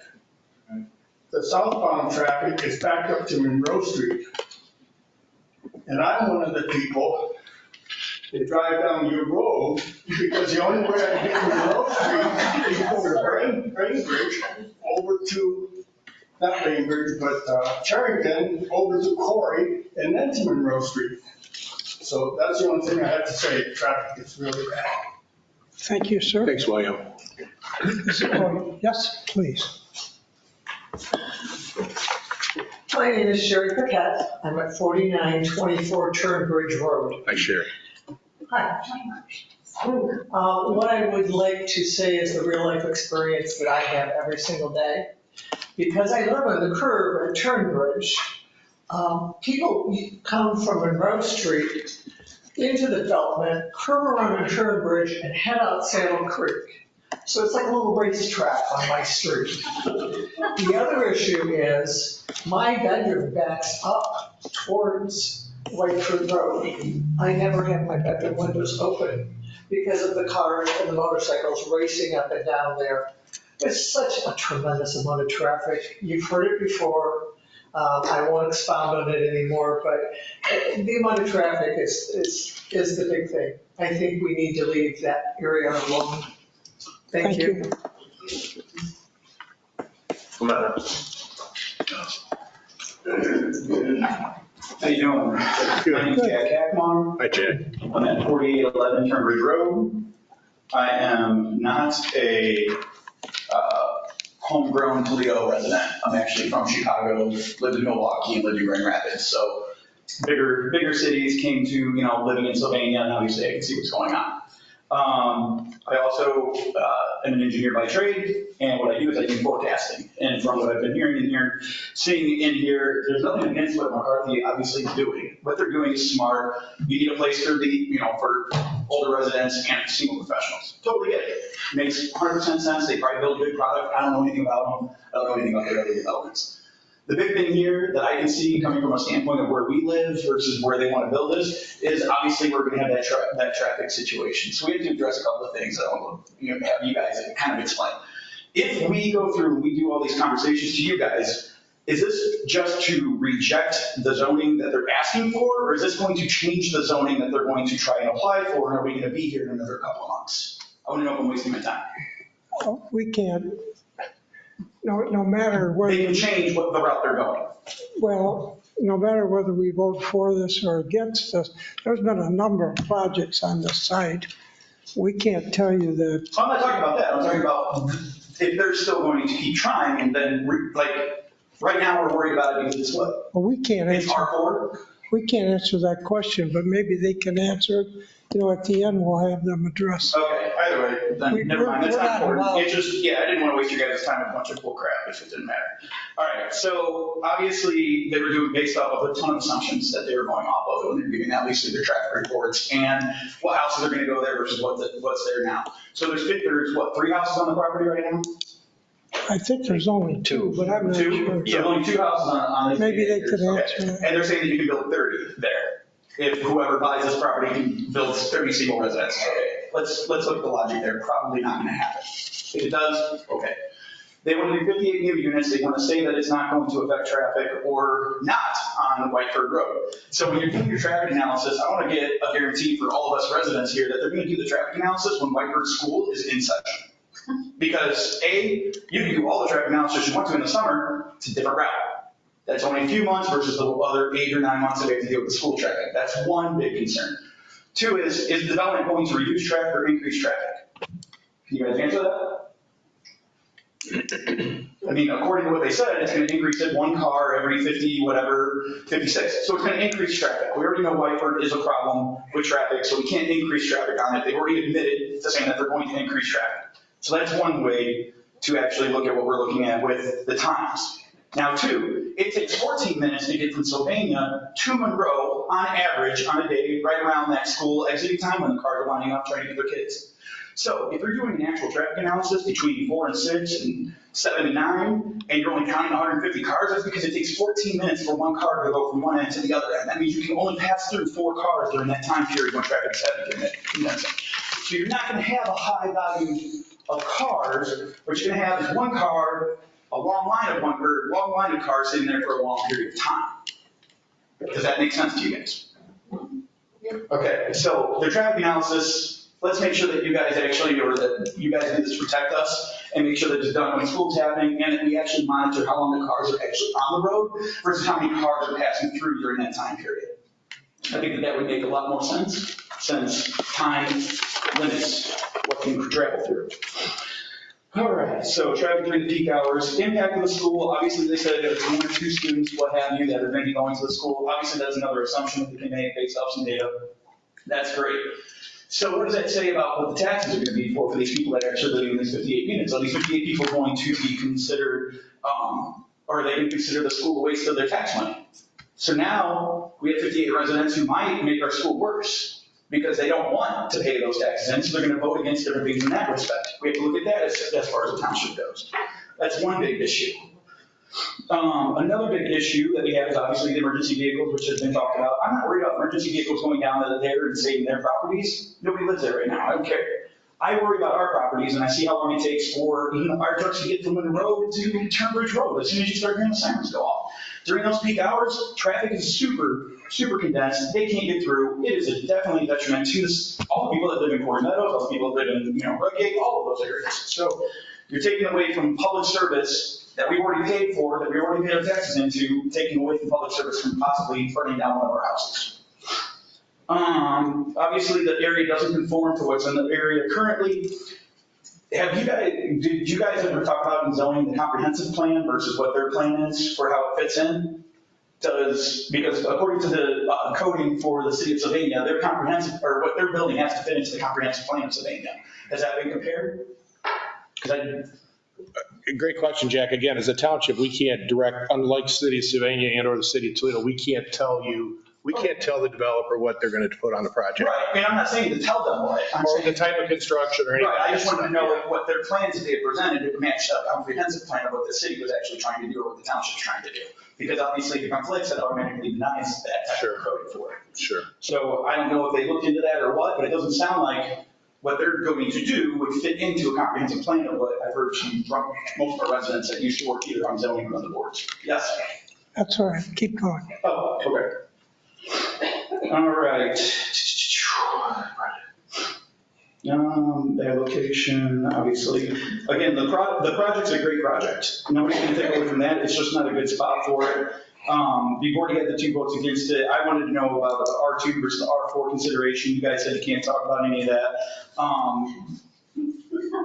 Let's see, rental versus single family home. What do you mean you can't? I don't know what you're. I'm asking you a question on, have they shown the study that shows that it will actually either keep our home? I think you said we can't talk about R4. This isn't. Don't worry about it. I'm just running through notes that I had. I wasn't asking you a question. Okay. You guys have already answered all that. My question for this is there a study or what kind of study do they do to show what it's going to do to our home values? Because if it shows that it decreases our home values, actually it already goes against the coding as well. So what's it going to do to our home values to have a bunch of 1,100 square foot rentals added on to what? Most of our homes are between 25 and 3,000 square feet, single family homes. So I don't really see how there's going to help us in any way, shape, or form for property values. And when I bought my house in Sylvania, I bought it with the idea of increasing my home value and having like a little bit of equity in it, where if I see this getting built, I don't really see where the equity is going to grow the same way. So now we have a taxes issue, we have an equity issue, we have a traffic issue, we have an emergency vehicle issue. I don't know what else you guys, need to go against any of this, but yeah, I mean, crime rates, tax uses, things like that have all been discussed. So I think I'm done with that. I just wanted to make sure that we hit on these points of, is this going to increase what Sylvania Township does and what we've done for the residents? According to everybody here, according to people that live across the street, according to people that drive up and down that road, it's not. Just take that into consideration. Thanks, Jack. Thank you. Appreciate it. Anyone else? All right, we'll close the hearing at 7:25. I'll make the motion. Yeah, is there, I guess, do we owe any, is everybody comfortable with what needs to be said? We've had a lot of different names, a lot of different thoughts brought up. Craig, you got something to say? Oh, that's okay. Yeah, yeah. I'm sorry, I missed that. Just a couple things I want to touch on from some of the comments. It's kind of a couple comments, talking about fire truck turnarounds and the length of the street with no access. The length of our street is approximately, I wrote it down, what was it, 800, I think it was about 845 feet. Yeah, about 845 feet is the length of our street. Lucas County, the maximum length of a cul-de-sac is 1,000 feet. So we fall within what's allowed in Lucas County for the subdivision regulations. As far as the turnaround, the back, that T Street is designed as a hammerhead turnaround. That's a 60-foot hammerhead turnaround. That is a standard hammerhead turnaround for a fire truck. It's actually longer than 60 feet, just a one leg, but so that will provide sufficient, sufficient turning movement for a fire truck to pull in and turn around.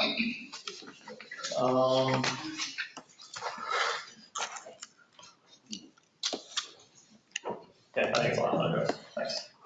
Thanks, Greg.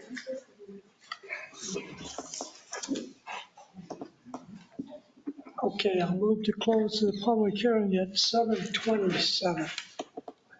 Second.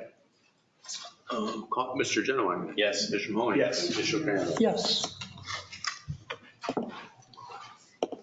Is there any comments anyone would like to make before our vote, or?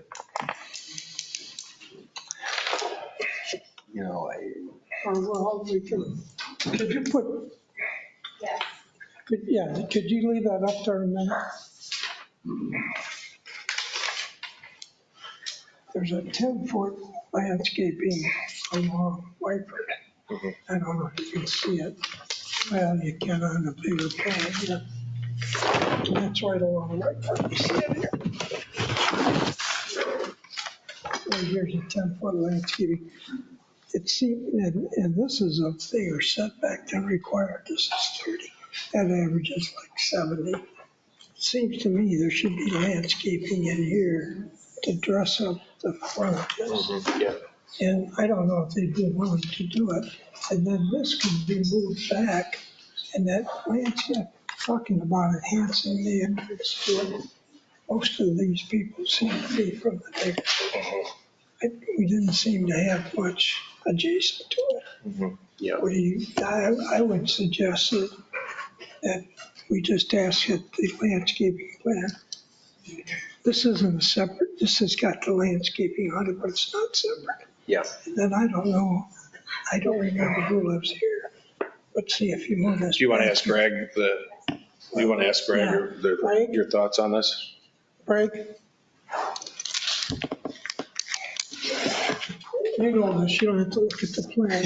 There's a 10-foot landscaping along Whiteford. Right. We're wondering if that, and you've got a setback of 30. 30 required, you're back 70. Right. So you're back more than required. Could we do that landscaping and maybe some mounding in the 30-foot area? I'm not talking about a landscaping plan separate, because you're meeting our requirements. Well, maybe not along the pond, there's no units there. Right. You're buffering this with the pond. Yeah, we can certainly provide some mounting and landscaping along with. Well, I'm not saying a separate plan, just could Right. this, Right. could we add something that, I want to get the right wording. I don't think a separate landscaping plan is needed, but I'm wondering if we could request that the landscaping be reconsidered or added to, I guess I would say. I would say additional mounding and landscaping. Yes. You're meeting all our requirements now, as I see it. Correct. But Yes, we don't have a problem adding mounting. Well, we certainly are hearing the neighborhood and enhancing it. It doesn't gonna solve the rental problem. Right. But I think it might solve the appearance of the project. And the ones I visited in the township and in Springfield, I think there was only one that had a mounding front and some landscaping. And then if we moved the pond, if we could move that, it would be to the east. Then the landscaping could come down in front of that, which I think would be an improvement in my mind, enhancing it. Not going to solve the whole problem, but it certainly saves to Yes, help. we can accommodate that. Yes. So we could add that, revise the landscaping or something. I don't know the right wording, but. And you'd be willing to do that if we added that condition? Yes. And then we'd be dropping condition 16, and 15 will solve itself. So we would still wind up with we'd wind up with 15 conditions, correct? 15? Well, We had 17. no, I think let me just make sure that's the right number. Well, the 40 will solve itself. Right. The 16, we dropped the sidewalks, I think. We didn't Yeah, you're right. maybe- There were 17 comments on the planning commission staff report. Drop two. If we drop 15 and 16, and then add the mounting, that would be 16 full times. That's what I thought, okay. So that would mean our motion, the motion they suggested is for 6 or 17 conditions. So I think we'd be revising that motion for 16 conditions. Does that sound? I would say if you make your motion, you could just strike item 15, strike item 16, and then add what you want for the mounting. From the planning commission. Well, I'm looking at the wording on our, you know, when you look at our agenda, you look at the exact wording. Oh, yeah. Yeah, it's talking about the plan commission items, and I think we're changing that. Okay.